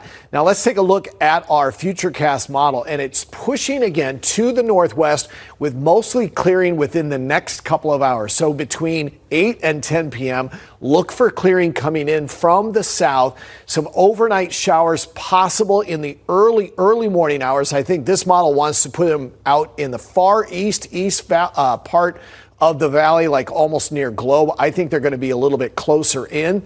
Here's your rain forecast. I'm thinking that at least through midnight tonight, we're going to pick up a couple more hundredths of an inch out there in the West Valley. So guys, the storm is definitely bringing down in intensity, but it looks like it's clearing from the Southeast Valley, pushing now to the northwest. We're going to time all this out for you between now and 10 o'clock right here on Arizona's Family. All right, Sean, thank you. And as you can imagine, the weather impacting flights at Sky Harbor. Yeah, a number of flights have been delayed, and we know there's been some damage in the area, too. Zach is there at the airport. Zach, what are you seeing there? Hey, Yetta and Vanessa. Well, right now we're on the SkyTrain platform. We can see just all of these caution wet floor signs. That's for a couple of reasons. I was talking to an information volunteer here earlier today who says when they stopped the SkyTrain from running, when that first haboob came in and the wind and then the rain right after it, all of that was so intense that even though these doors were closed, even though the SkyTrain was not running, the dust and some water came over the SkyTrain through the doors. So a lot of these workers are out here with mops trying to get rid of that water that came in, some of the dust that had been collecting around the doors here. We also know that there was a little bit of damage. Some leaking is what some officials, security officials have told me that happened over by some of the A gates, A5, A3, A7 in that area. But the good news is operations are starting to resume, have resumed here at Sky Harbor. We've seen planes land. We've seen them take off. That started about an hour ago here. The SkyTrain is moving as well. But if we could point up to the board that's talking about the departures, this is the next impact that we're looking at. You can see all of those times. The ones in orange are the ones that are delayed. And it's not just the flights that were supposed to take off in the middle of this storm that are being impacted. It's flights as late as 9:30 that were supposed to take off from here at Sky Harbor are getting pushed back because of that huge backlog when we had that ground stop. All those planes that, one, had to either stay here at the gates at Sky Harbor or had to circle around north of the valley and try and avoid the haboob and the wind and the lighting and everything that we have seen. But people starting to file in here at the SkyTrain. I did have a chance to speak with a woman who lives in Sun City. She was flying back from Chicago to here in Phoenix. She says that the flight definitely slowed down and it was definitely a bit of a rocky road at the end for her. She says that, it was kind of hard. She wasn't totally in the middle of the haboob, but she could definitely see the lightning strikes from her seat. She could see the cloud cover. So thankfully her plane was able to land safely. But obviously, a headache for travelers, whether you're coming in or you're trying to leave here at Phoenix Sky Harbor. The impacts, even though the storm is dying down, are going to be felt for the next several hours here. But for now, we're putting live at Sky Harbor, Zach Perlutsky for Arizona's Family. All right, Zach, thank you. And you were mentioning those delays at Sky Harbor. Let's go ahead and take a look at the misery map. Phoenix reporting 76 delays on Flight Aware. I do want to look on Phoenix's Sky Harbor airport page because they have their own on their page, Phoenix Sky Harbor Airport. They are noting 2 cancellations, 127 delays. This was updated at 8 o'clock this evening. So just within the past couple of minutes here. But if you are traveling or if you are expecting someone to come into the airport, just know that it can be delayed. There's going to be a little wonkiness tonight because of the weather. So just a heads up for you. These monsoon storms also damaged, unfortunately, some homes in the valley. A lot of them. We know at least one home was damaged out in Chandler because a tree fell right on top of it. Steven Sarabia, you went to that home and talked to the family? Yeah, that's right, Yetta and Vanessa. And this is something we see with these strong winds that happen during the monsoon. So I'm in a neighborhood in sort of West Chandler, and just take a look at this massive tree. And you can just see where the root snapped because of those strong winds. Now, here in the valley, a lot of vegetation, they have shallow roots, which is why these trees, even big trees like this one, can snap during strong windstorms. But you can just see the damage where it was pulled up, literally pulled from the ground up because of those strong winds. And then this giant tree landed on the roof of this home. If you can see a little bit, you can see damage to the shingles. The homeowners tell me that they're going to get the damage assessed tomorrow, but they tell me that they were getting ready to put their daughter to bed when all of a sudden their house shook. And all of this happened during that massive dust storm that passed through earlier this evening. I came back, grabbed some goggles and face mask, and it was just like Burning Man.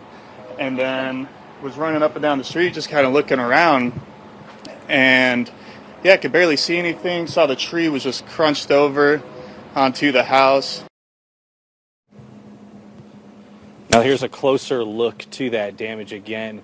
The family says they were pretty shaken up. They've never dealt with storm damage like this before, but they are telling me that they are going to have their insurance look at removing the tree, looking at fixing their roof tomorrow morning. And this might be a story for several other people here in the valley. As Holly mentioned, there's been some strong winds reported and strong gusts with this storm. So this story here in Chandler could be a story somewhere else in the valley as well. I mean, earlier this evening, we were in Ahwatukee where there was a downed street light in the middle of Ray Road that the city was working to fix. So fortunately, it doesn't look like significant damage to this home, but again, we're not sure. We do see the damage to the shingles right now as this tree is just sort of leaning on their home. And again, you can just see where it was uprooted and snapped due to those strong winds. But for now, live in Chandler, I'm Steven Sarabia with Arizona's Family. Yeah, Stephen, thank you. That is a giant tree, and that is the story of just one home because of these storms. We are closely watching the impact the storms are having on roads as well. Yeah, we have been seeing a lot of flooding on those roads, as you can imagine, impacting Monday night's commute as people are heading on home. Our Stephanie Dupre has been on these streets throughout Phoenix this evening, staff monitoring different areas and pockets. Where are you right now, and how's it looking? So we are going to be jumping on 10 East in a few moments here. But, right now we have been tracking rain and flooding, for the last, I would say, hour and some change. A lot of puddles around the Phoenix area, obviously something that we don't get to see very often. So we've seen a lot of water, a lot of flooding. We've noticed a few areas where some were deeper than others. But obviously, it wasn't just rain that we experienced today in here in the Valley area. It was also dust. I mean, we have significant video that I'd like to bring on now. Now, this video you're looking at is what myself and my photographer, Miguel, were driving through. I mean, just you see in moments, it seemed like nothing, and then boom. All of a sudden, you couldn't see anything. Now, obviously, we know that we've learned during this whole broadcast, educational, at one point, we had to pull over. And at that point, we turned the car off. And we've been talking about this all evening. And I'm even learning for myself that in those situations, like a dust storm that you're seeing right now, you pull over, turn your car off. And it seems backwards, but that's how that's how you're going to kind of navigate so others don't hit you. So that's something educational for everybody. This happens. This is monsoon time. We know that it happens, but education is so important. And that's kind of what we've been circulating around throughout the day as we've been inside this rain, this dust. So just being in it was pretty significant. So we're going to paddle around here in the valley. Literally, I was wading through some water. I know I'm super dark right now. I'm so sorry. You can barely see me.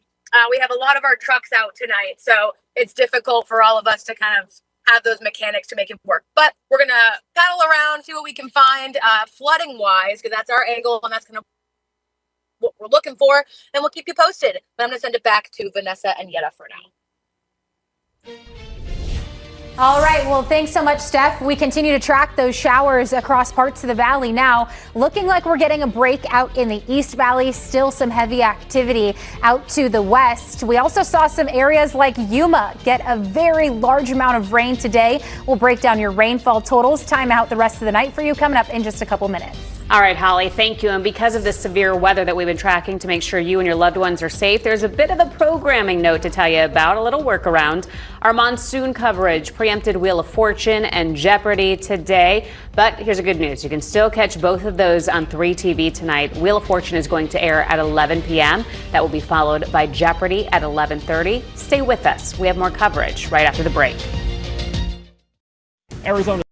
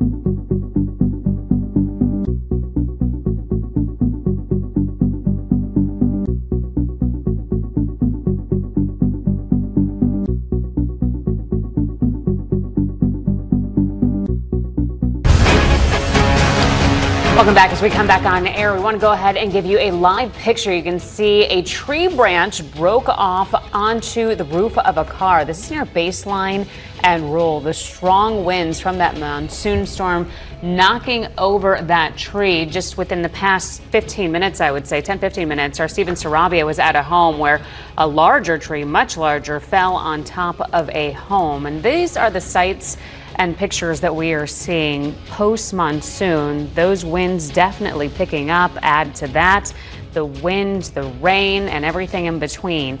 And there's quite the damage around the valley here. Yeah, it was impressive to see some of the photos and videos as well. So we have Derek Stahl in the newsroom. That's going to be showing us some of those videos right now. We're getting a little bit of a break, at least for the East Valley. So we think the heaviest of the activity and what was the strongest at one point is likely done. It was kind of the classic monsoon when it rolled around right around 4 or 5 o'clock this afternoon.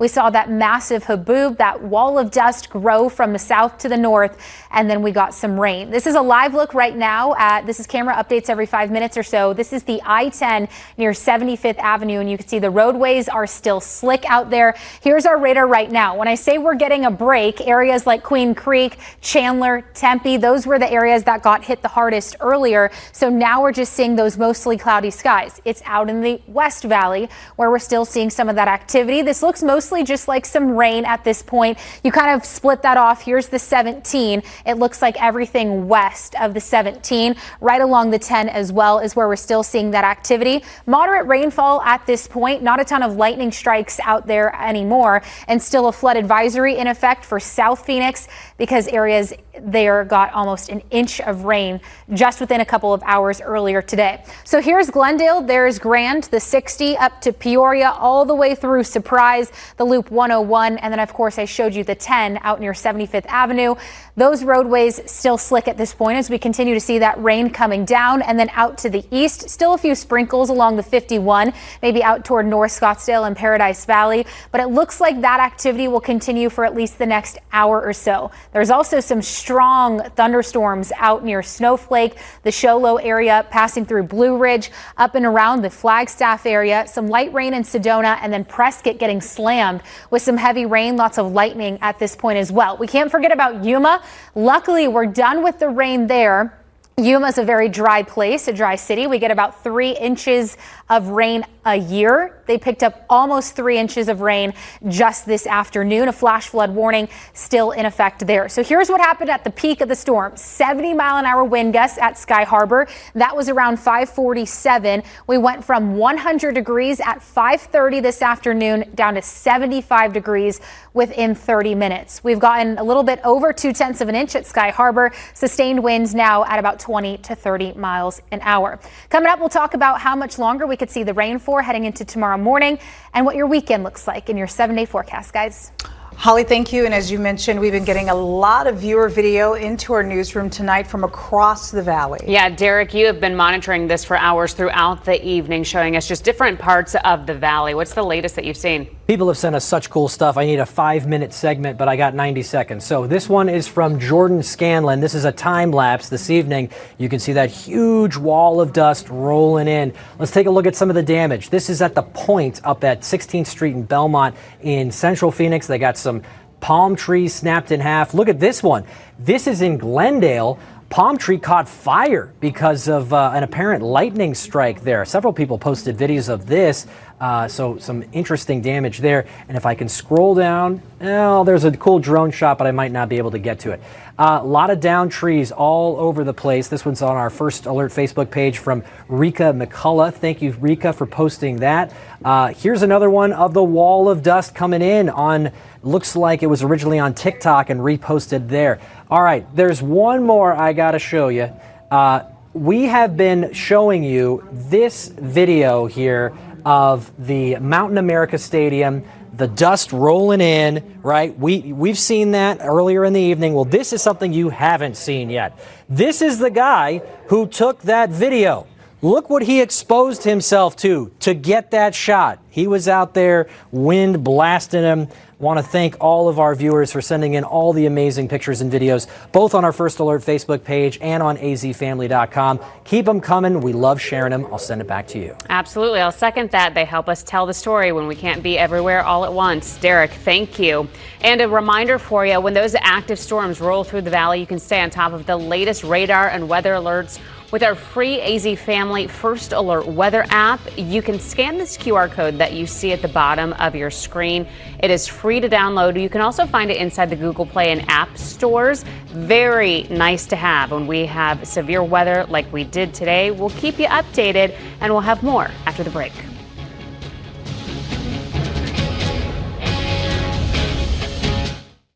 It's the pack.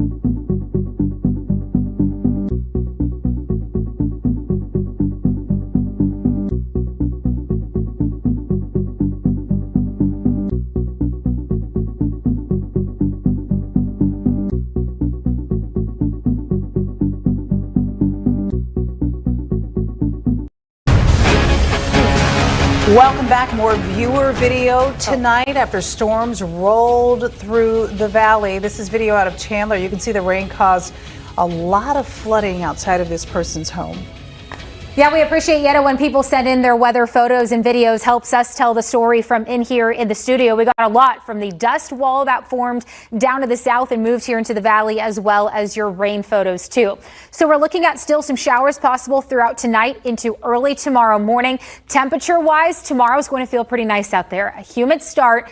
But look at that, a high temperature of 99 degrees will warm things up and kind of dry out by the time we get to the end of the week and into the upcoming weekend. We have 106, your high for Saturday, Sunday, 105 on Monday. Stay with us. We have live team coverage of today's showers and thunderstorms.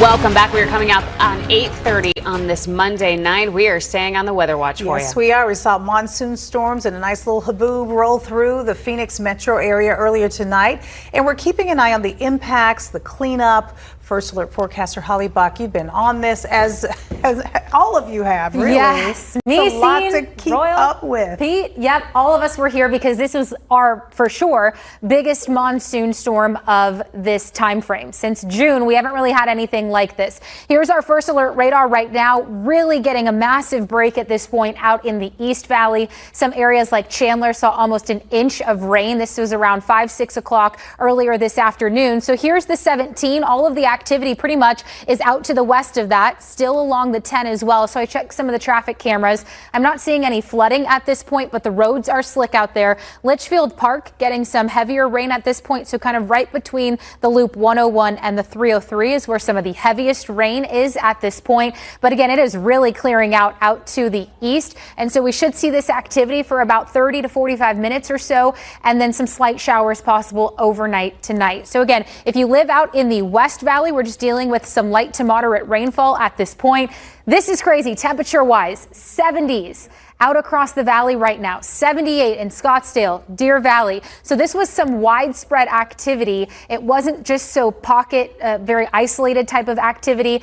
We got some widespread activity. A lot of rain gauges were filled up from this afternoon. So temperature wise, 21 degrees cooler in Scottsdale, 25 degrees cooler in Chandler. We got to enjoy these nicer temps while we still have them, right? Wind gusts.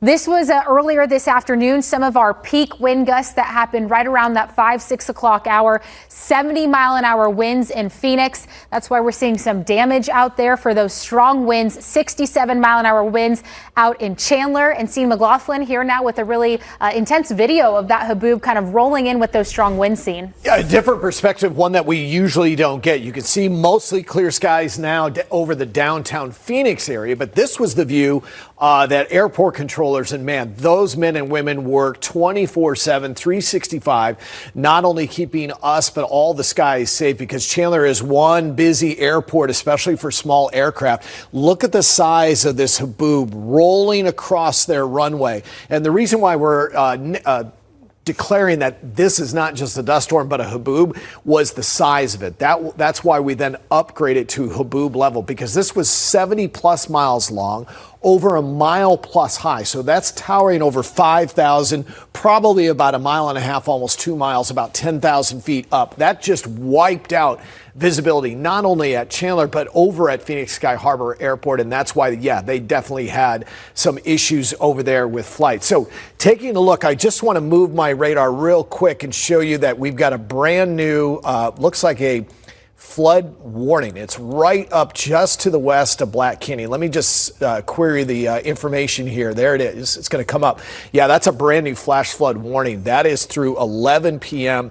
That's west of the I-17. That's from Lake Pleasant. That's probably up through right in through the northern part of the lake and beyond. So there is ongoing flash flooding up there in that general vicinity. But most of this water is pushing up to the northwest. The heaviest amounts of rain now on the east-west I-10 corridor north of Tonopah and west of the White Tanks. And that lifting mechanism will push to the north. I think we're going to be clear within the next 2 hours or so, and then we'll have some clearing skies in the morning. However, there's still a chance of some AM rain showers. We're still going to first alert for those showers. This model wants to put them as far east as Glow, but I've seen a lot of other models put it right through the heart of the city, and that would be like 3 to 5 a.m. So we're going to keep an eye on that, and that's why we're first alerting. So as we roll through tonight, I see these overnight lows probably a lot lower, probably into the upper 70s since we're already there.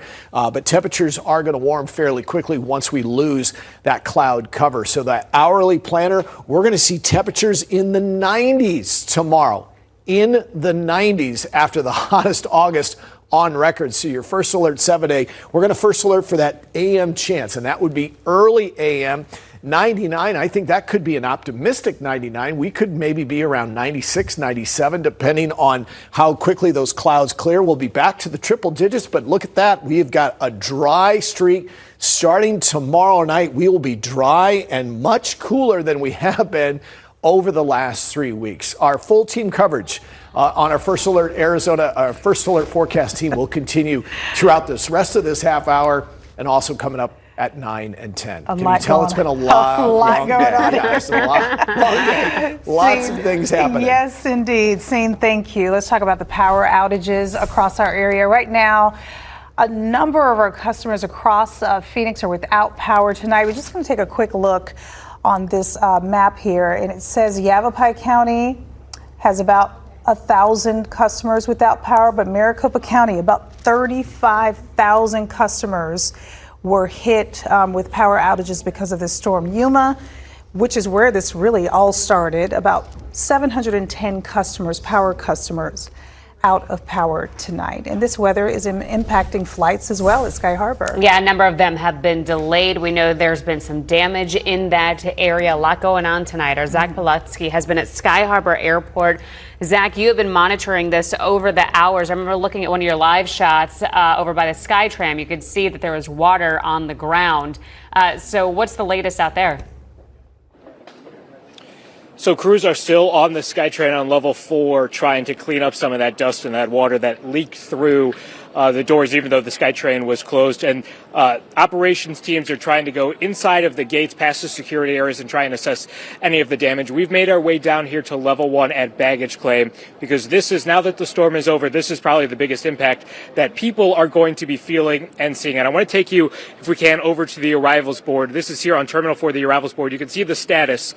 Not a single arrival on time. They're all delayed. This one from Albuquerque delayed almost a long time. I can't even do that math right now. But this one from Burbank arrived, but this one from Burbank, 6:20, now at 9:45. We got one from Colorado Springs that was delayed about 3 hours. So these people in these delayed flights are starting to trickle into Phoenix, whether that was they wouldn't be able to take off from their prior destination because of the ground stop here. Maybe some of these people were flying in the air trying to avoid that haboob.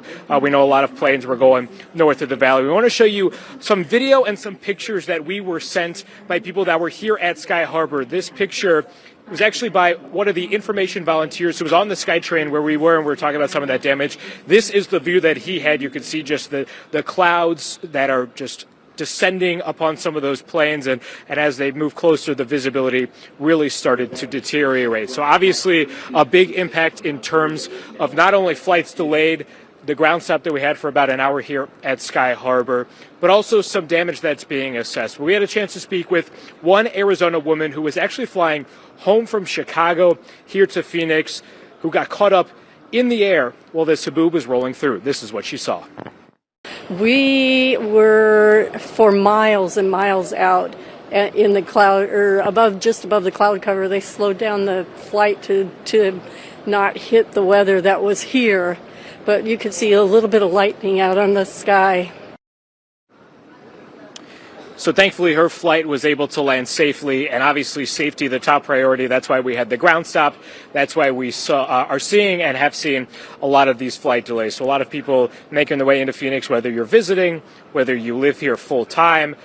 This is not something that we're used to seeing. So a lot of people, I think, just ready to get their bags and get the heck out of this airport because they've either been waiting here, they've been waiting on the plane, or they've been waiting in the airports they've come from for a long time. So again, in terms of the damage, we know that the roof was leaking in some parts. That's what some viewers have told us. That's what some security officers here at Sky Harbor have also told us. But in terms of the extent of the damage, that's something that crews with the airport are really going to have to assess. It is very dark outside now, and obviously clean up on some of those areas is probably priority number one. So hopefully we'll get an update possibly tonight, maybe tomorrow. But obviously the impacts have been going on for a few hours here and will continue to be felt probably for the rest of the night, if not into later in the week as well, guys. We'll send it back to you. Yeah, hopefully those delays won't last much longer, but sorry to be the bearer of bad news. According to FlightAware, just within the past couple of minutes, literally as Zach was tying things up there, Phoenix is now the #1 airport that has the most delays. It was toddling between Phoenix and Denver. Throughout the evening, it's been Denver. Well, within the past 5 minutes, Phoenix kind of bumped on up there. Delays, there are 67 right now. Here's a sliver of good news if you would like that. If you are one of those who is sitting there thinking, oh my goodness, this is not the day I want to fly or night, that number has dropped down just a little bit. At the top of the 8 o'clock, we brought you FlightAware's misery map. That number was sitting at about 70-something delays, now 67. So we're inching closer. That's I'm trying better. to find, glass half full here, Yetta, because we've all been there. We've had a delayed flight. Mother Nature is nasty. So like Zach said, they are just trying to work at it. Hopefully it'll be sooner rather than later that those flights get back on track. Yeah, well, I think we have a pretty good reason why those flights are delayed tonight. Yes. You saw that any angle of that haboob we just had. It's okay. Sit tight. At least today. Yeah. We've been getting a lot of viewer video into our newsroom tonight from across the valley. Yes, thank you so much. Derek, you have been monitoring all of these videos and pictures that are coming in. What are you seeing? We have so many talented photographers and videographers out there that share their videos with Arizona's family. So thank you to everybody at home that has shared all your videos. I got plenty of glass half full moments for you tonight. Incredible videos. I mean, look at this. This is the scene in Tempe. This is a time lapse. You can see that dust storm just ominously approaching. Just really, really powerful stuff. Yes, there was some damage. This is in Chandler. We see some street lights down there. Reports of street lights down in a number of places. This is at the Scottsdale airport.